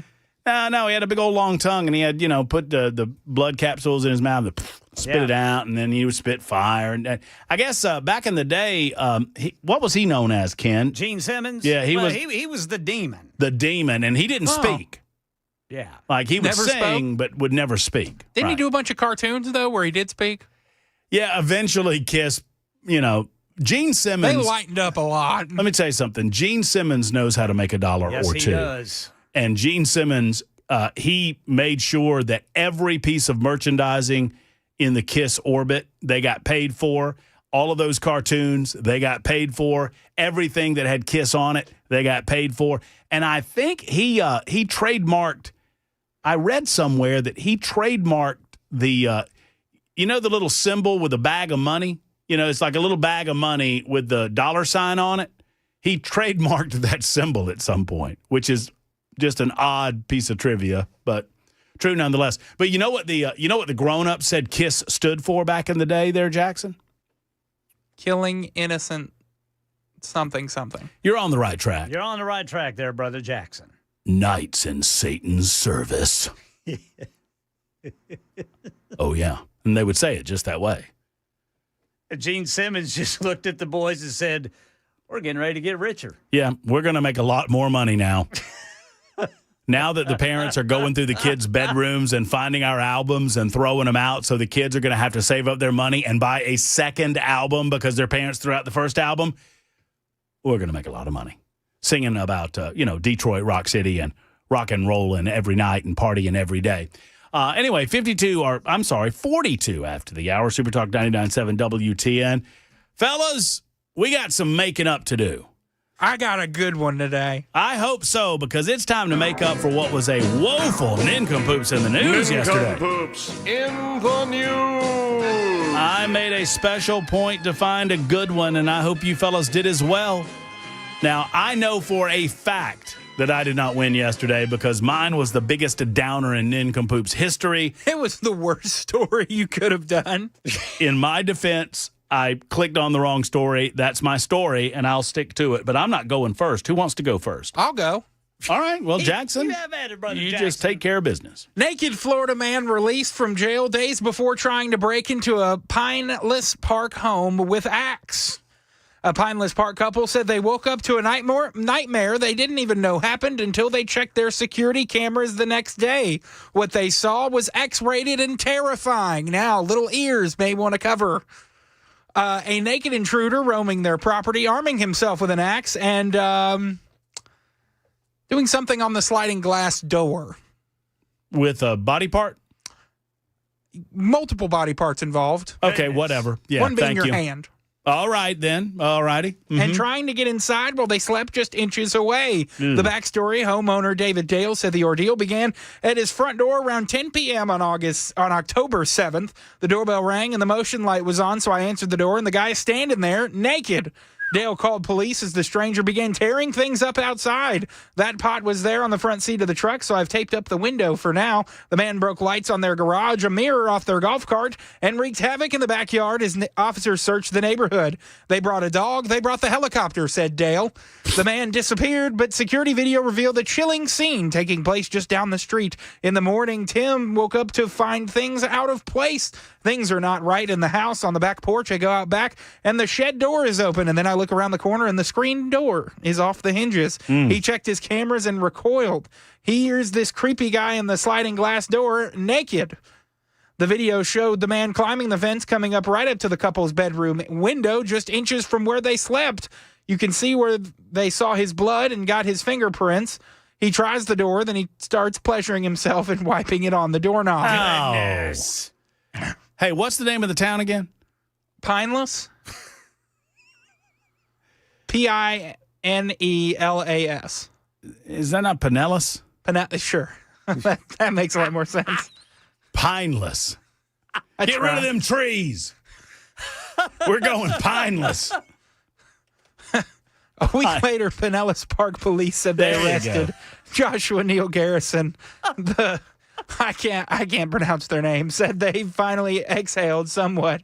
A couple of nights it was me sitting up, gun in my lap, which is not what you want to do. I grew up in Georgia. I wanted to live in a place that was pineless. A lot of damn lolly pines in Thompson, Georgia. THOMSON. So is he wiped? Are you done? Has he wiped himself on all of the places that he was going to wipe? Yeah, he's done. He's arrested. All right. He went to jail. Ken, you want to go? I can't because the one that I have is I'll go. too serious. Well, I'll go. And if Ken defaults, then son of a biscuit eater. And it is what it is. This out of Denver, Colorado. Guys, if Taco Bell, everyone listening, if Taco Bell gives you the runs, then I have something that needs to be on your bucket list. There is an ultra runner event that is popping up in Denver, Colorado. It is called the International Taco Bell 50K Ultra Marathon. A 50K is 31 miles. The race is a loop throughout Denver and includes mandatory stops at 10 area Taco Bells. Here's how it works. You have to order something as you run from 9 of the 10 Taco Bells. And then you have to actually eat the food. It includes 1 Chalupa Supreme or 1 Crunchwrap Supreme by the 4th stop, 1 Burrito Supreme or 1 Nachos Bel Grande by the 8th stop. You have to finish the 31 miles within 11 hours. You've got to keep all of your receipts and all of your wrappers. Drinks do not count as food. Naturally, a very challenging race for your digestive system, but you've got to keep it down. They also have a zero tolerance policy on any vomiting. If you do, you're immediately disqualified. And you're banned from on-course stomach medicines, including Pepto-Bismol, Pepcid-AC, Alka-Seltzer, and Mylanta. If you are able to, during the ultra marathon, use the bathroom as much as you like, but you can only go to the bathroom at Taco Bell. Oh. Along with one other approved public toilet along the route. What's the other approved public toilet? I don't know. Taco Bell 50K is, how about this? This isn't the first time they've done this. It's in its 8th year. And this year, it's happening this Saturday. They have not announced a winner or any final numbers, but they are expecting, this year's happened this past Saturday. They haven't announced a winner or any final numbers, but they were expecting around 600 participants. For the record, Taco Bell wants everyone to know that Taco Bell is not affiliated in any way with this 50K, and they won't even comment on it. The organizers say they believe that it's probably hung up by their legal team because if they endorse it, it might open themselves up to liability issues, but they probably don't mind the publicity. The event, a 50K or 31 miles. Once again, you have to eat at 9 of the 10 area Taco Bells around Denver, and you can't throw up. Everyone involved in this, anyone entering this 50K. I've got the key. Is an nincompoop. What? Get you a little Diet Mountain Dew Baja Blast to settle your stomach in between every Oh, you think that would do it? Yeah. That'll Little bubbles to settle your stomach. That'll settle you down. Yep. You think that Nachos Bel Grande will settle well while you're jostling you eat that it last. around? No, you got to eat that by the 8th stop. So I guess that's toward the end. Yeah. That's toward the end. Yeah, you would want to save that until Crunchwrap Supreme. I haven't been. When's the last time you've been to a Taco Bell? College. Really? Yeah. I was stereotyping. Jackson. I would have assumed that it was like last week. Nah, I'm a rare. I don't think their food's good. That's slop. I mean, I go there about every other week. I withdraw my comment. That's okay. I just gotten out. It's slop. I go there. Oh well, it's good for you. Oh, I love it. Mm-hmm. Especially with that fire sauce. I do like their dang sauce, boy. I buy their sauce in the grocery store, y'all. Yeah. You can get them in the bottles. I'll say that my guilty pleasure fast food, and I haven't done this in years. I don't think I've gone to a fast food restaurant in years. My guilty pleasure is Crystal, not Taco Bell. If I'm going to do something like that, I'm going to go to Mine's Crystal. White Castle. White Castle's a Crystal with a different name. No. Here we go. Ken, do you have an nincompoop? I do not, boys. Well, that's how we do it then. Ken's DQ'd. That's another good fast food place. DQ. Yeah. Ooh, that is. nothing better than a Blizzard. Fine Blizzard. So I guess if you feel like Ken's non-story was better than either Jackson or I's story, you can vote for Ken. One way or the other. Vote early, vote often. 615-737-9986. It's 51 after the hour. That is how we play Nincompoops in the News.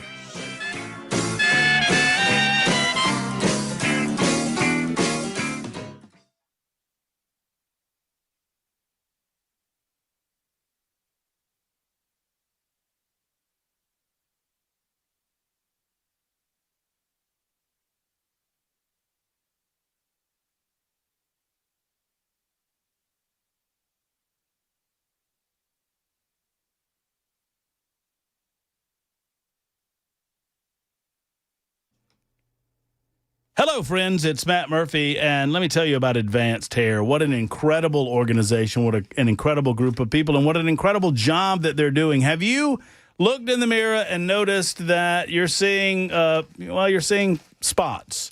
You're noticing thinning. You're noticing hair loss where you at one time did not have hair loss. Well, it happens, guys, and if this is happening to you, then I've got good news. It's an incredible yet simple one-day treatment that starts growing your own natural hair the very next day, and it's guaranteed to grow for life. It's the Advanced FUE from Advanced Hair. Now, if you've seen the pills or the lotions that come with monthly subscriptions, that's fine. They might help you retain what you have, but they never help you regrow the hair that you've lost. From Advanced Hair's state-of-the-art facilities to their world-class doctors, it's not maybe your hair will grow. It's guaranteed. That word, guaranteed, that your new hair will grow. You decide how much, how thick, and where. It's Advanced Hair, and they've changed tens of thousands of lives in this area, and I recommend them to you. For your free consultation, $250 off, and 250 free hair grafts, call 629-348-HAIR. That's 629-348-HAIR, or go to advancedhair.com. Once again, advancedhair.com.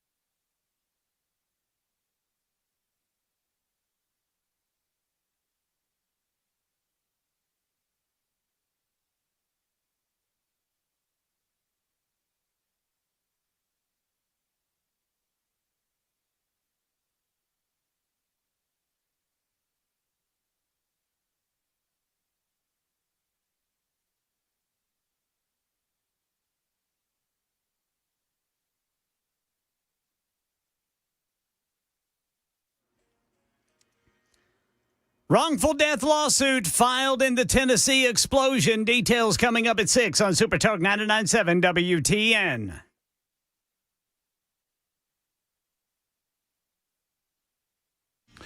Super Talk 99.7 WTN.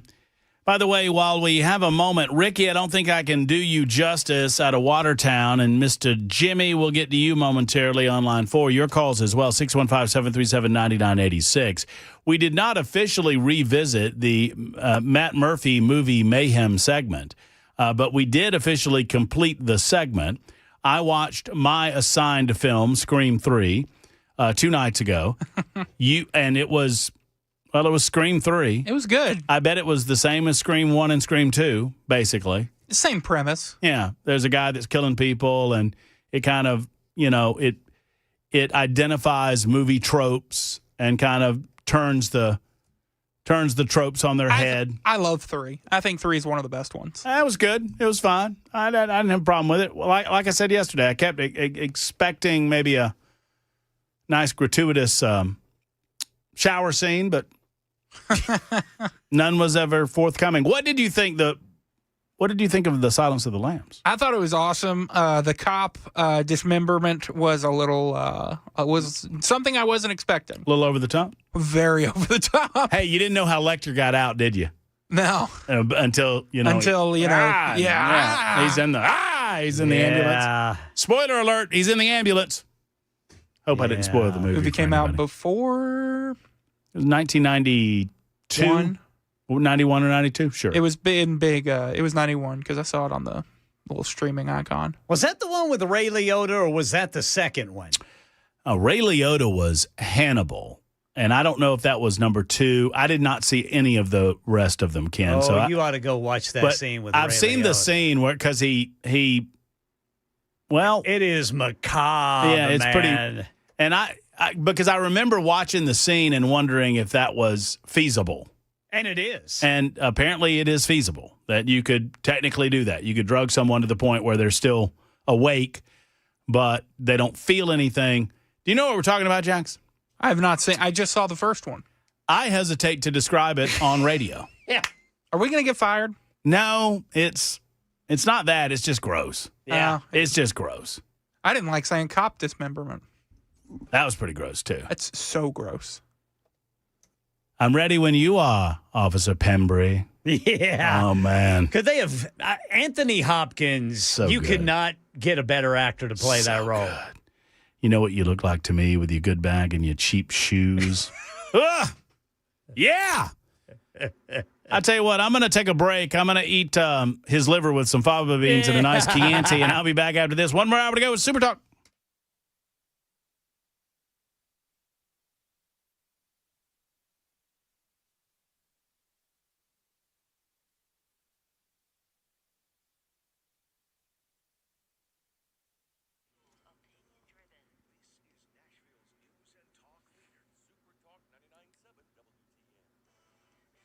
Six o'clock on the dot. I'm Ken Weaver with your top stories. Full forecast and traffic in 5 minutes. Right now in Tennessee, a wrongful death lawsuit has been filed by the daughter of one of the 16 workers killed in the explosion there at the AES plant in McEwen.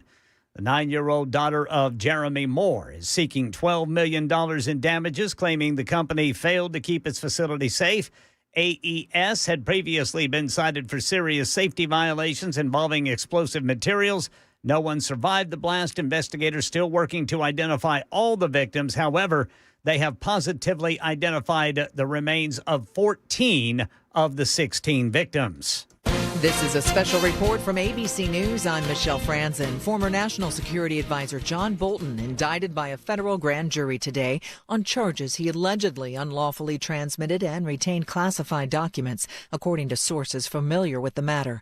ABC's Catherine Faulders says it's the third indictment of President Trump's named enemies. The transmission nature of this indictment will be interesting. It's not exactly clear what that means. We do know, at least from documents that have been previously unsealed, that John Bolton did use use a personal email account and AOL account, so they focused on that. There's no indication that he would have transmitted this information directly, if you will, to a foreign adversary, but transmitted it nonetheless, presumably on a private email server. John Bolton's attorney responding to the indictment, saying the diaries that Bolton kept are, quote, not a crime, and that the former ambassador did not unlawfully share or store any information. Bolton was fired by Trump during his first term. This is ABC News. Right now in our nation's capital, the government closed and the Senate has gone home for the remainder of the weekend. So the next time they could vote to possibly reopen the government will be Monday, which will be day 20 of the shutdown.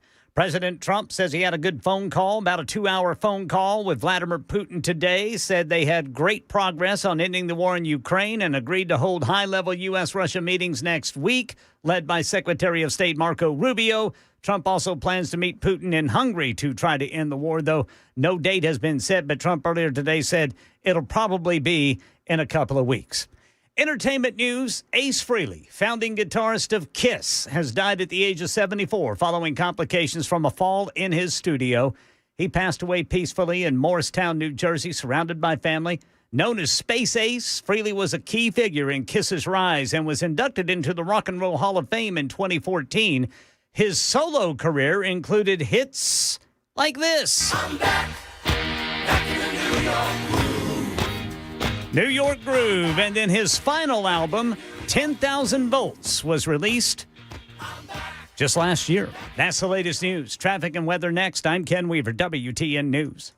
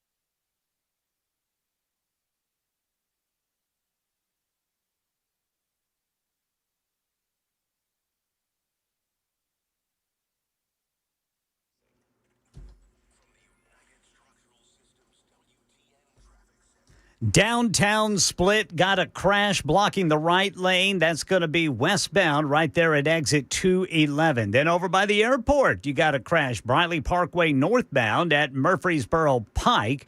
Berry Hill, an overturned vehicle, right lane blocked. This is going to be 440 westbound right next to I-65. Madison, a crash, 65 northbound at Old Hickory Boulevard.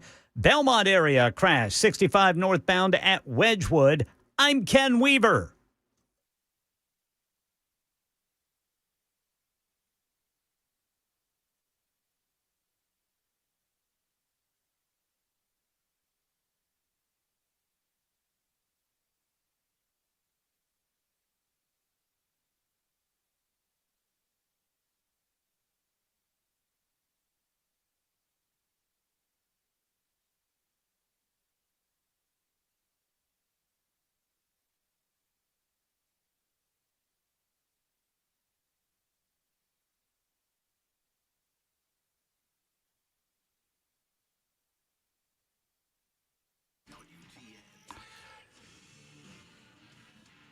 Hello, friends. Matt Murphy and the Matt Murphy Radio Show entering hour number 4. Thank you for being with us. 8 minutes past 6 o'clock in Middle Tennessee time.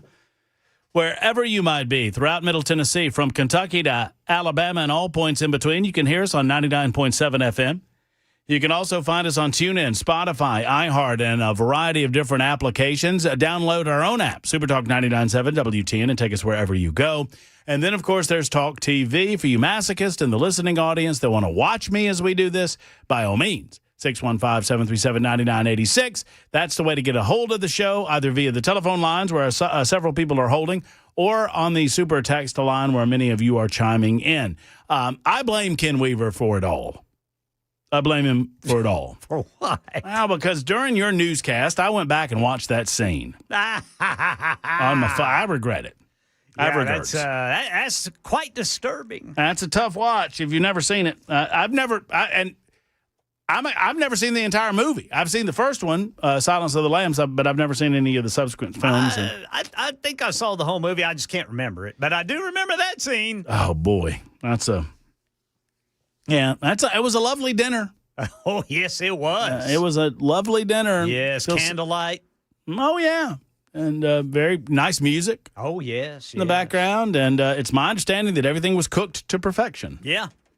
At least there were no complaints from Ray Liotta. No, Ray Liotta loved it. He was having a good old time. Oh, sure he was. He was having a fine time. He was laughing. Mm-hmm. I did look up, too, it is not medically possible. You can't do that? No, they say that that if there would be extreme pain because the brain doesn't experience pain, but everything around the brain, the skull and all of that. So there's a belief that you could not experience those things. And then if you took the next step, that Ray Liotta would probably just fall over because he'd lose his ability to talk. So there you go. Well, but hey, look, that's what they make movies for. You got to take some liberties if you want to make brain-eating movie magic. And there you go. It's brain food. That's funny, 3347. I hear you over there. So Super Talk 99.7 WTN, that's us. I'm probably, at this point, 50%. I'm trying to make it through the day, make it through the week. A little under the weather, so I appreciate you indulging us. We're trying to get Carrie Bringle on the show. I can't read my own writing. I don't know if it's Carrie or Casey. I think it's Carrie, who is with Peg Leg Porker. He's the owner of Peg Leg Porker. I saw him on a report from Fox 17 where he is very, very frustrated with the level of property taxes in the city of Nashville. And he brings up such an excellent point that it seems like the city of Nashville and Davidson County by extension, they are pricing the local guy, they're pricing the little guy out of the city. And he says that his property taxes have gone up since 2013, that's 12 years, friends, have gone up 800%. 800% in 13, or I guess 12 years. Not yet 13 years. So we'll follow up on the property tax increases in Davidson County this hour. What's his name, Ma'am Dami? I forget his first name. The soon-to-be new mayor of New York, he was on Fox News with Martha McCallum, and we will share some of that with you. And Bernie and AOC were on hashtag NeverCNN last night, and I got a couple of those clips for you as well. Plus, I promised you a follow-up on the Attorney General candidate, Jay Jones. This is the guy that did these awful fantasy text messages where he was hoping for the death of Republicans and their children, and it's just the most awful thing you can imagine. And he verbalized it via text message. That has now come out. Well, there's a debate going on right now between himself and his opponent in that Virginia Attorney General's race, and we'll give you an update on that as well. But first, your telephone call, 615-737-9986. Ricky has been patiently holding in Watertown. Hello, Ricky. Hello, how are you doing? I'm great, Ricky. I hope you are. Yes, I am. The change to the filibuster rule, are you going to bring that up to Senator Blackburn or another Republican senator? That is an excellent idea. Well, the Democrats ain't going to stay there long enough, and they can't pack enough Geraldton in there to get them through the wait. Yeah, as a matter of fact, Ricky, I will be at an event this Sunday where it's Jack Johnson's barbecue blue jeans event in Franklin at the factory, and I will see Senator Marsha Blackburn and Senator Bill Hagerty at that event, and I'm going to bring it up to both of those senators. No, it is an excellent idea. Well, thank you. Excellent. Well, hopefully they'll take us up, because you're right.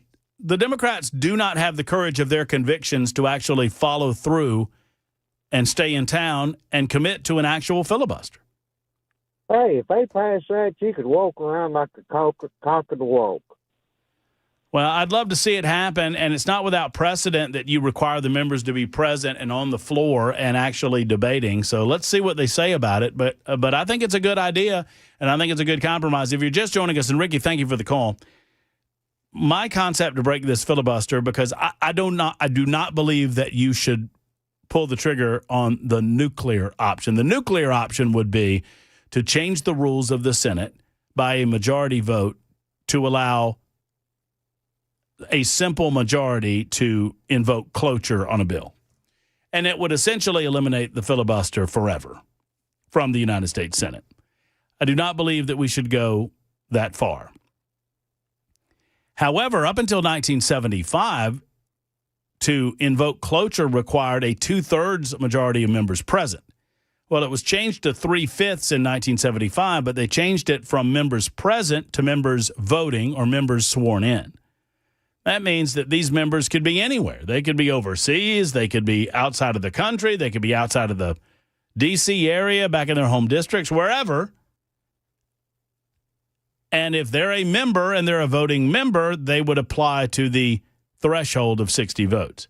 What I've said is change it from 3/5 members sworn to 3/5 members present, meaning they have to be, if not in the chamber, then at very least on hand when a vote is called, to be there to actually vote in favor or against cloture. That would change everything, because it would actually force the senators to do the work. Jimmy is next up with a thought about the military. Is this Mr. Jimmy? Yes, sir. How are you doing, sir? How you doing? I'm good, thank you. Good. So I don't know if, because where I'm with the National Guard, information was put out to us today for soldiers, active duty and National Guard, for those soldiers that need help with meals and foods. I was wanting to give you that information to help push that out towards both sides. Well, 100%, of course. Go right ahead. All right. So the website is militarymeals.org. And again, that's for active duty and National Guard across the entire country. Say it again now. militarymeals.org. Okay. And so they would have to log in with their military IDs and stuff like that, and it's self-explanatory for them and their families. Militarymeals.org. Yes, sir. I've got it. Yes, sir. I appreciate it. Well, Jimmy, thank you very much. I mean, obviously, if there's anybody suffering out there as a result of a lack of payment, one would hope that it would not impact you to that level yet. But it's my understanding that many of our men and women in service are, living paycheck to paycheck, and they could be impacted quite quickly. It's also my understanding that, many credit card companies and other organizations are sensitive to the idea of being impacted by the shutdown. And if you're a member of the United States, here's what I would encourage you to do. Before it gets to the point, and that's good information from Jimmy, and he was not our Mr. Jimmy, as most of you well know. He was a different Jimmy, but a Mr. Jimmy nonetheless, just not our guy. That said, before it gets to that point, as good of an information source as that is, I would contact, if you have a fear that you're not going to be able to make the rent at the end of the month, or you're not going to be able to make a mortgage payment at the end of the month, or a credit card payment at the end of the month, before you use any expendable money that you still have on hand to do those things, contact those organizations, because most organizations have systems in place where they can forgive you any late payments or forgive you any penalty payments as a result of late payment. And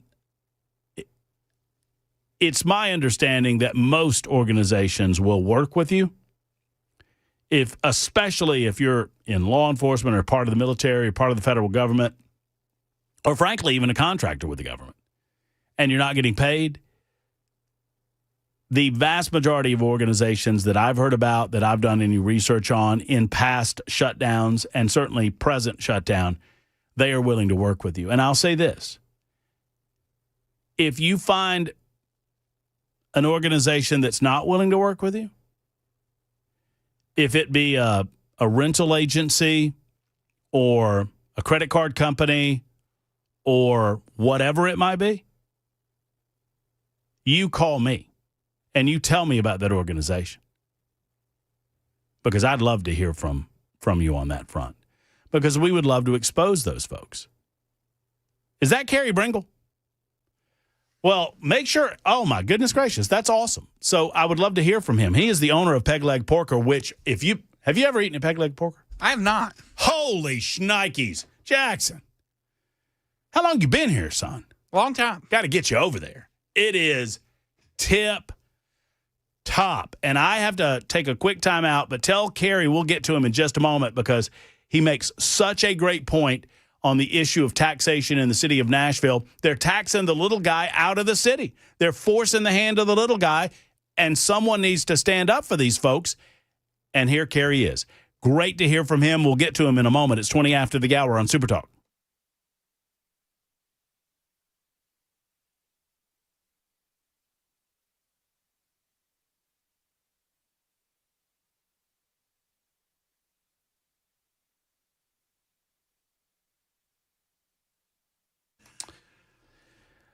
Maybe it's just that you need a second opinion on something you've been told from another company, or perhaps you're concerned about your heater. You've turned it on and you've smelled that smell. I've encouraged you to get maintenance done on that heating unit. Why haven't you done it? Let's go.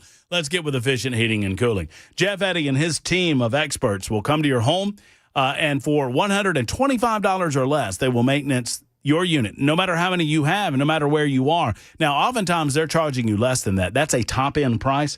Friends, Jeff Eddy keeps overhead down. He keeps invoices small. No overtime rates on the weekends or the evenings. You pay the same 24 hours a day, 7 days a week. Plus, they offer financing when it comes time to replace that unit. They understand if you're a baller on a budget, that's hard to come up with that cash just to pay for a new heater. Well, don't worry about it. They'll help you out at Efficient Heating and Cooling, and they're an Elite Pro partner with Rheem.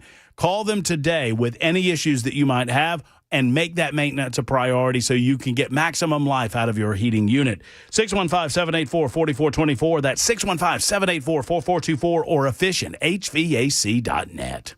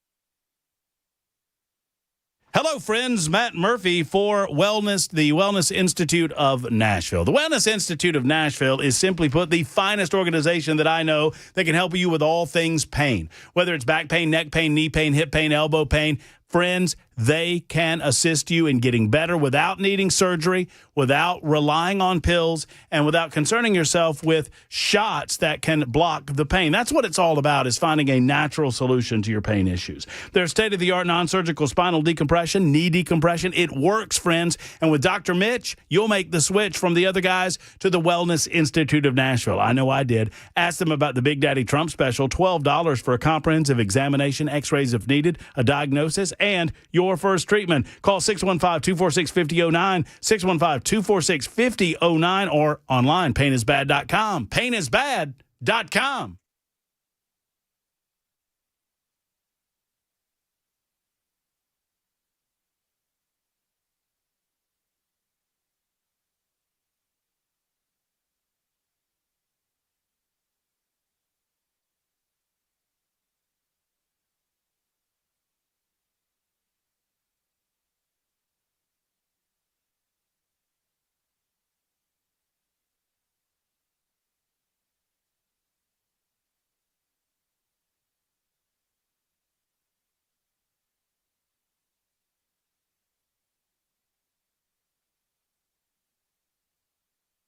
Super Talk 99.7 WTN. Hey, ask and ye shall receive. I love this guy without ever having met him. His name is Kerry Bringle. He is the owner of Peg Leg Porker. What a great man. If y'all have not, it is real Tennessee barbecue, and it is real good. And I'm not here just to praise the man, although I'm going to do so, but I'm here to talk about a very serious issue, and that's property taxes in the city of Nashville. Kerry, thanks for calling in, man. How are you? I'm good, thank you. How you doing tonight? I'm doing just fine. I appreciate you spending a minute or two of your valuable time with us to talk about this issue. I saw you over, I guess it was on Fox 17, talking about property taxes, and we've talked about some of these businesses like yours that are suffering as a result. And I said months ago, Kerry, that I said, y'all, when these businesses get hit, they're going to have to pass it along to you, or they're going to have to make some very hard decisions about their future in Nashville, and I think that's what you've been talking about too, huh? Well, I talked about this 4 or 5 years ago when Cooper did this in the middle of the pandemic with a 32 and 34% property tax increase in the rate, and that was it was Cooper and the city council, and I wrote a big letter that went viral. It had about 1 million views, and it was because it resonated with people who really didn't understand that businesses are getting just creamed with these taxes. Mine have gone from $9,900 in 2013, 14, and 15 up to now they're going to be $86,000 with the new assessment. And that's, that's 2 part-time people or maybe even 2 full-time people.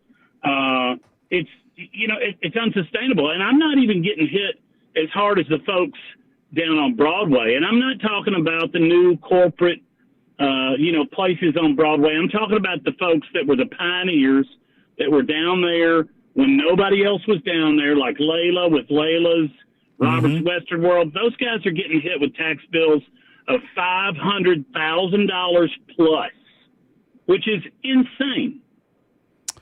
Well, it is insane, Kerry, and I feel like some of this conversation falls on deaf ears when it gets to the mayor's office.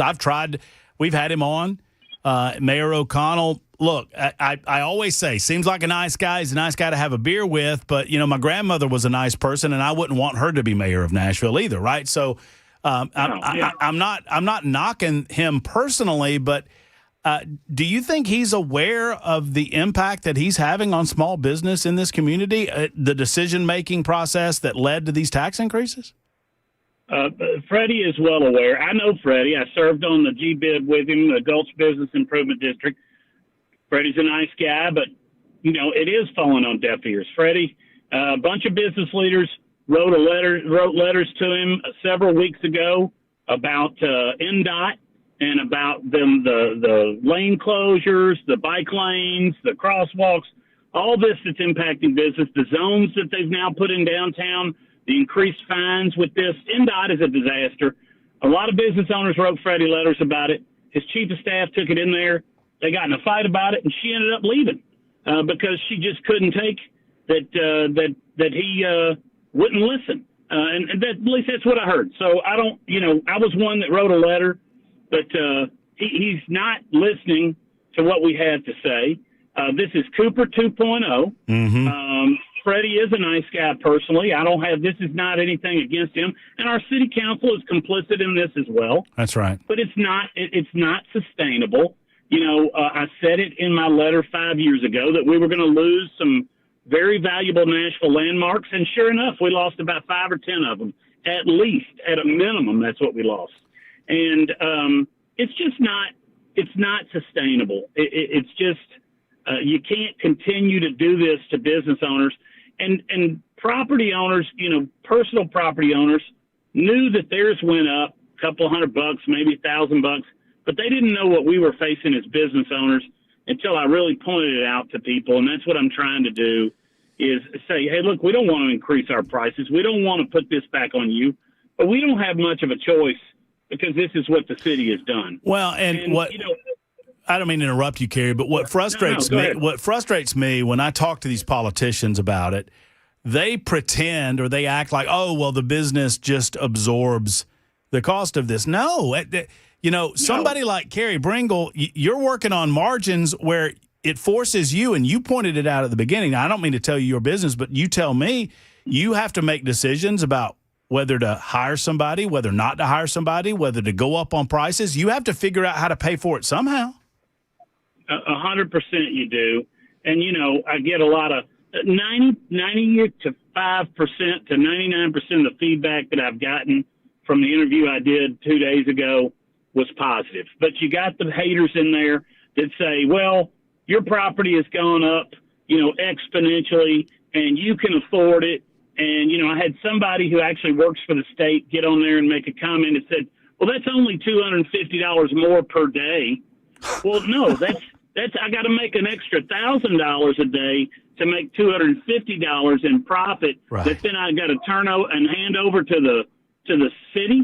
I mean, that's insane. And so these people are looking at and I don't make a profit off my building unless I sell my building. And if the city has siphoned off all of the profits that I would made for speculating in that neighborhood and investing millions and creating jobs for all these people, then I don't have any profit when I do end up selling my business because the city has taken all that profit away. Mm-hmm.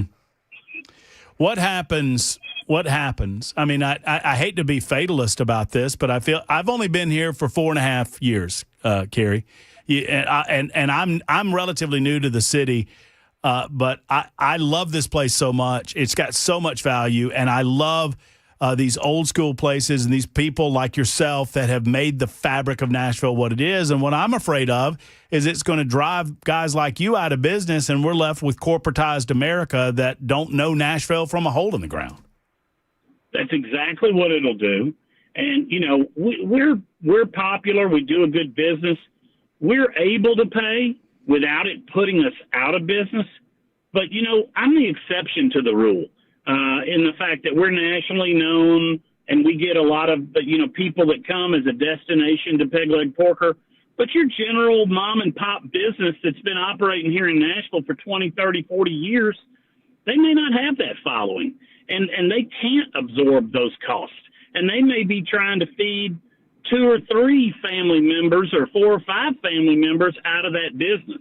And they've been able to sustain it for a while. But now, when these property values go through the roof and they haven't changed a thing that they're doing or the use of their property or their revenues have not necessarily gone up and they're getting hit with these kind of things, it's not sustainable. It's not okay. It will totally alter the fabric of Nashville, and really the people that drew the big businesses here in the first place are going to be gone. So the thing that attracted all these people to Nashville in the first place are all under fire right now and, could be gone in the next several months because of stuff like this. And it's just a shame that this is the route our city has chosen instead of balancing a budget and maybe spending below our means, Amen. that we have decided to just level it onto the small businessman. While we give, and I'm all for big business coming here, but we're giving them massive tax breaks. Yep. And the small business people that built this city are getting none. And when I first went into the Gulch, it was a dump. I mean, people looked at me, my family looked at me and said, "Are you crazy?" And people say, "Well, the city built the Gulch." No, they did not. Market Street Properties, Jay Turner, Joe Barker, they built the Gulch. Linus from Yazoo Brewing, he built the Gulch. I built the Gulch because we took chances and we dumped millions of dollars into it when nobody else was willing to do it. And now we're getting punished for the prosperity that we've helped bring to our city. From your lips to God's ears, Kerry, thank you so much for speaking up for the small business owner in this city and for speaking the truth. And I hope that it gets to, we're going to try to do our part. If there's anything we can do for you, I got a lot of people telling me they're door dashing you, buddy, right now. They're getting some food from Peg Leg to try to support you and other small businesses in the city of Nashville that are suffering as a result. What else can we do? Anything? Well, no, I appreciate it. If the people will stand up and make their voice heard, call your councilman, call the mayor's office, make your voice heard, go support local businesses. Our customers are family to us, and they mean the world. We wouldn't be here without the people that have supported us for the last 12 years, and we appreciate that, and we're going to keep on grinding out. We're going to keep on fighting the city so that we can stick around. This is not a pull up stakes and move out of town type of thing. This is our town, and we don't need to be run out of our own town.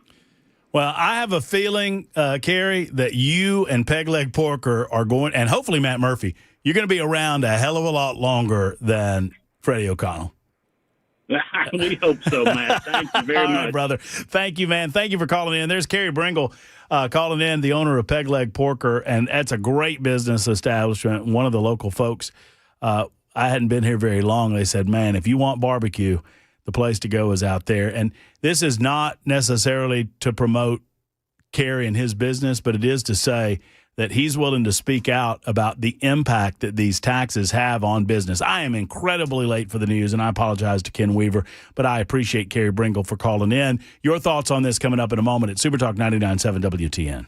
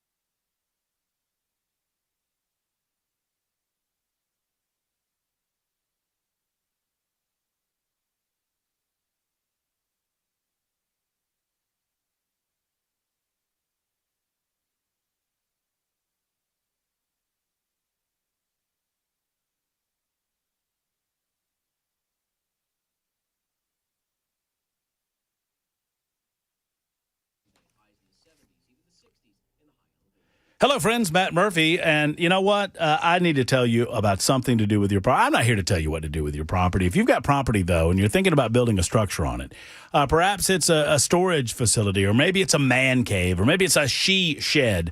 Whatever you're doing, you need to do it with Stoltz Co. because they are a superior quality product to some of these other guys. And let me tell you something. They build long-lasting structures that are beautiful to look at, whether it's a garage, an equestrian space, an event space, a pole barn, or a barn dominium. You know, these pole barns can be used for just about anything. I mean, a man space, that's what you're having to talk about. I mean, let me tell you, the man space area that they can build you at Stoltz Co. is second to none. Just ask them about it. Now, you can take part in all of this. You can even be your own GC if you wanted to be, or you can utilize their turnkey line of products where all you have to do is tell them your vision, your dream, and man, oh man, they can facilitate a beautiful realization of that vision. Call them today at 615-622-5992, 622-5992, or stoltzco.com, STOLTZCO.com.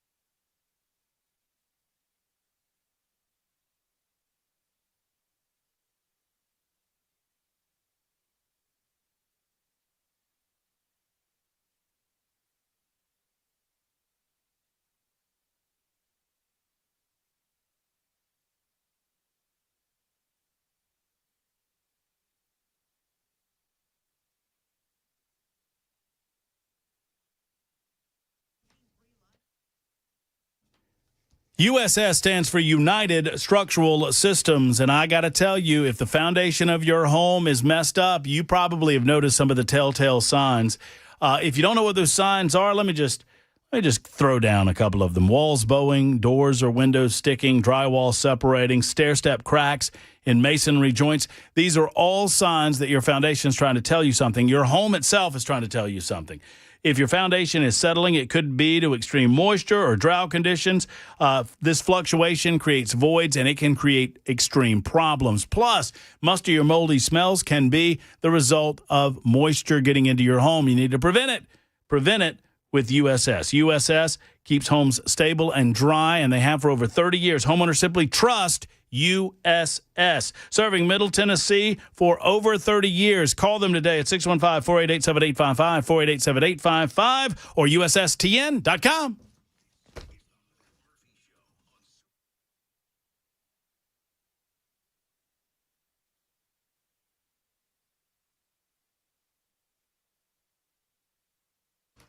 Super Talk 99.7 WTN, a robust conversation ongoing on a variety of platforms regarding our conversation with Carrie Bringle, the owner of Peg Leg Porker.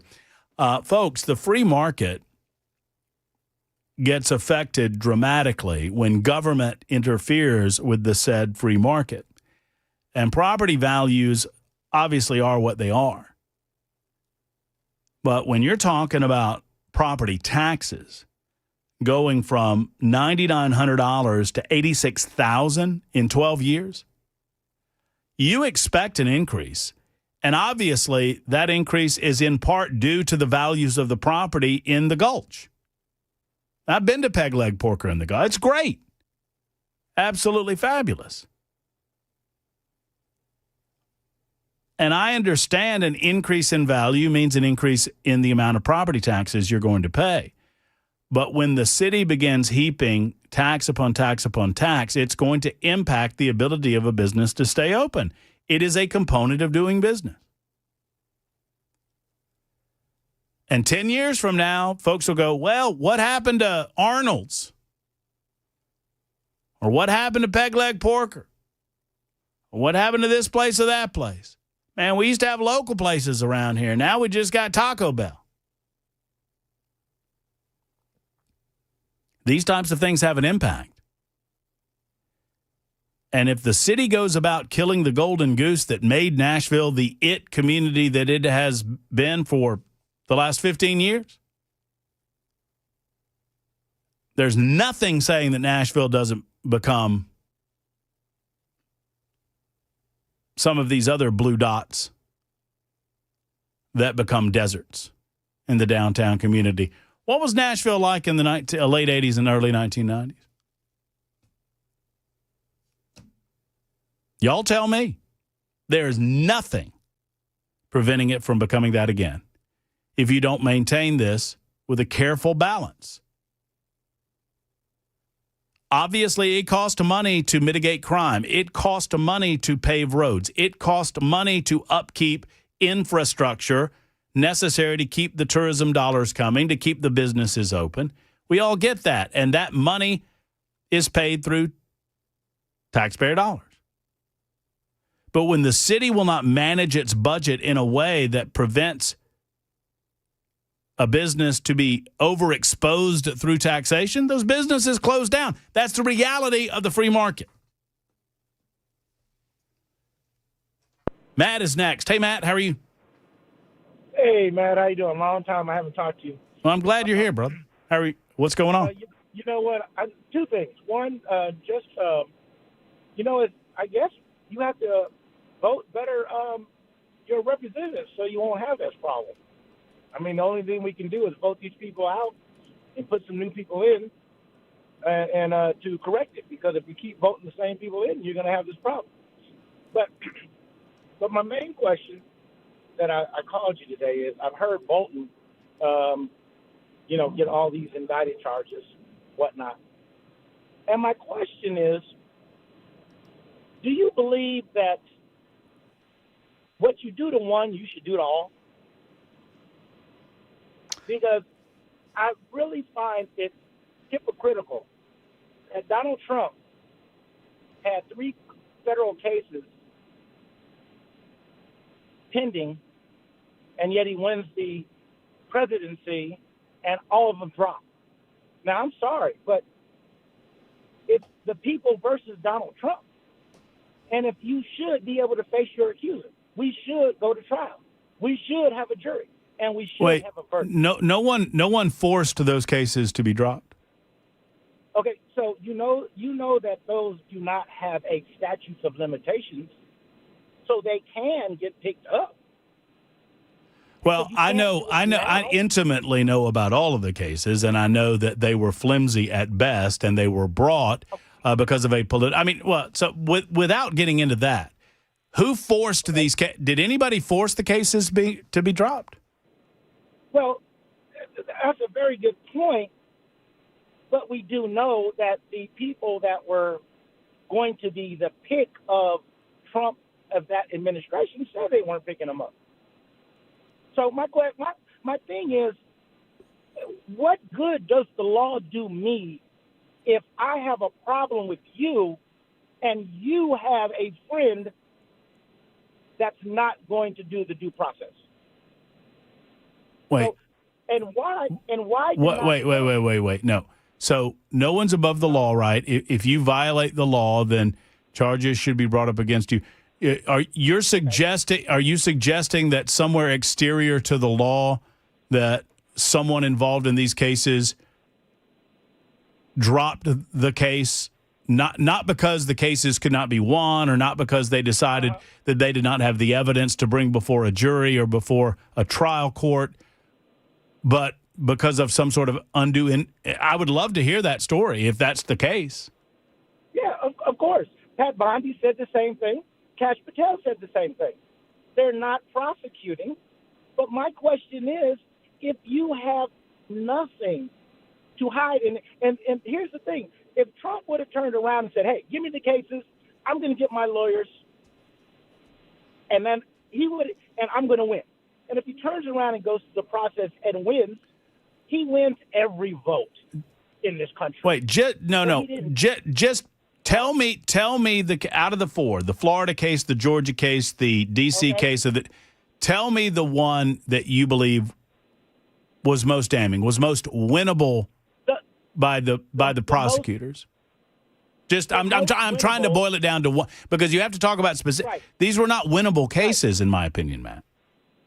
Okay, if the winnable case was the one in the documents case. That's because it didn't have to get to that point. You can't ask somebody for a year for things, and you just stonewall. Mm-hmm. I mean, and all he had to do was give it to him. That's it. Just give it to him, and then we wouldn't even be here. All right. So based on your knowledge, Matt, of the documents case in Florida, what would have been an appropriate punishment for Donald Trump? No, I don't need a punishment. No. No. That's what we. So what would have been an appropriate adjudication of that case? Well, of course I'm not going to send him to jail. I mean, he's 78 years old. He's no threat. Okay. Prison is supposed to be for dangerous criminals. Okay. No. But I think that it would turn around. My thing was to put it out there that this man did a wrongful action and is being held accountable. Now, wait, you've decided? No. You in the American system of justice, just because Matt decides that what he did was illegal doesn't mean that we work off one guy's decision that he thinks it was illegal. It has to go through the process. No, I understand that. That's why you have a jury. And your jury would have made that decision, not me. But at least I have the opportunity to take you there. And the same offices that brought the case dropped the case. Again, when you have a difference of an administration who's not going to bring the case and who bragged about it, then I'm not going to get that justice, right? Until after you. And again, let me ask you this. Right. So wait a minute. So the people elected Donald Trump, understanding that these cases were under consideration. Also under, and I got to be quick. I don't want to be quick, but I'm limited on time. Also understanding that if they do elect Donald Trump, that new eyeballs will come to those cases, and if they deem that these are not prosecutable cases, then they are within their right to drop the cases, which is what happened. Tell me what's operating exterior to the way the law is supposed to work. The difference is that when you have one administration to start that process, then you get your people in, and now the process ends. Wait, but your suggestion is that it wasn't tainted at the beginning, that it was not brought for political purposes in the beginning. And I would suggest to you that the tree was poisoned there. Not when Donald Trump got elected, and not when new prosecutors looked at the case.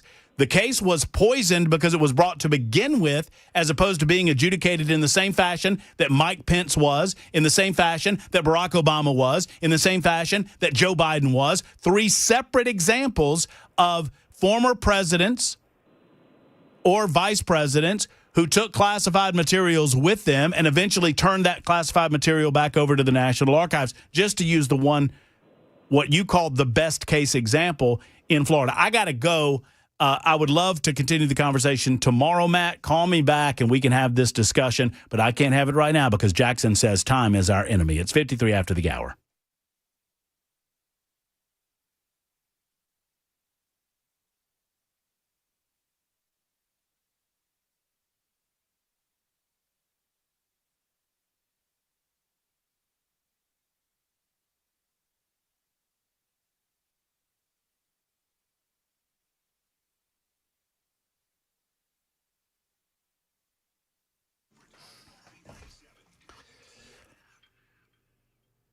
Let me talk to you, fellas. The Tennessee Men's Clinic is here for you if you need them. When you reach a certain age, guys, there's no shame in recognizing that your game might change a little bit. And if your game changes, friends, I encourage you to contact the Tennessee Men's Clinic because they can get you back in the game. If you're on the sidelines, let's get back in the game.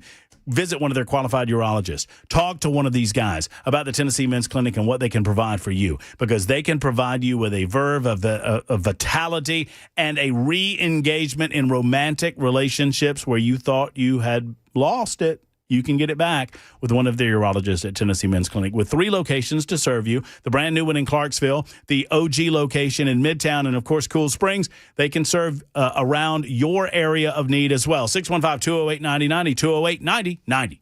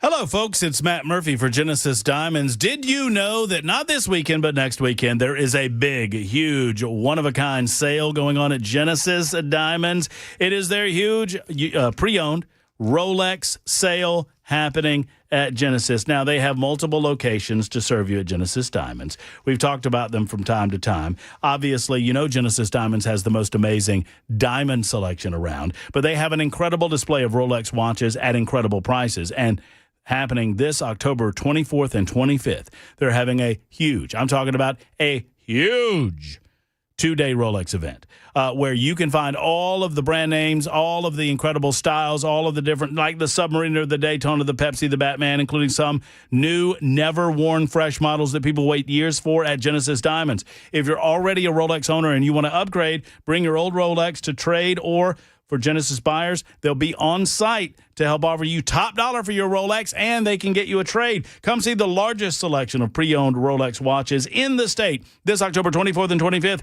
It is the huge pre-owned Rolex sale happening only at Genesis Diamonds, Green Hills, and Cool Springs. See store for details while supplies last.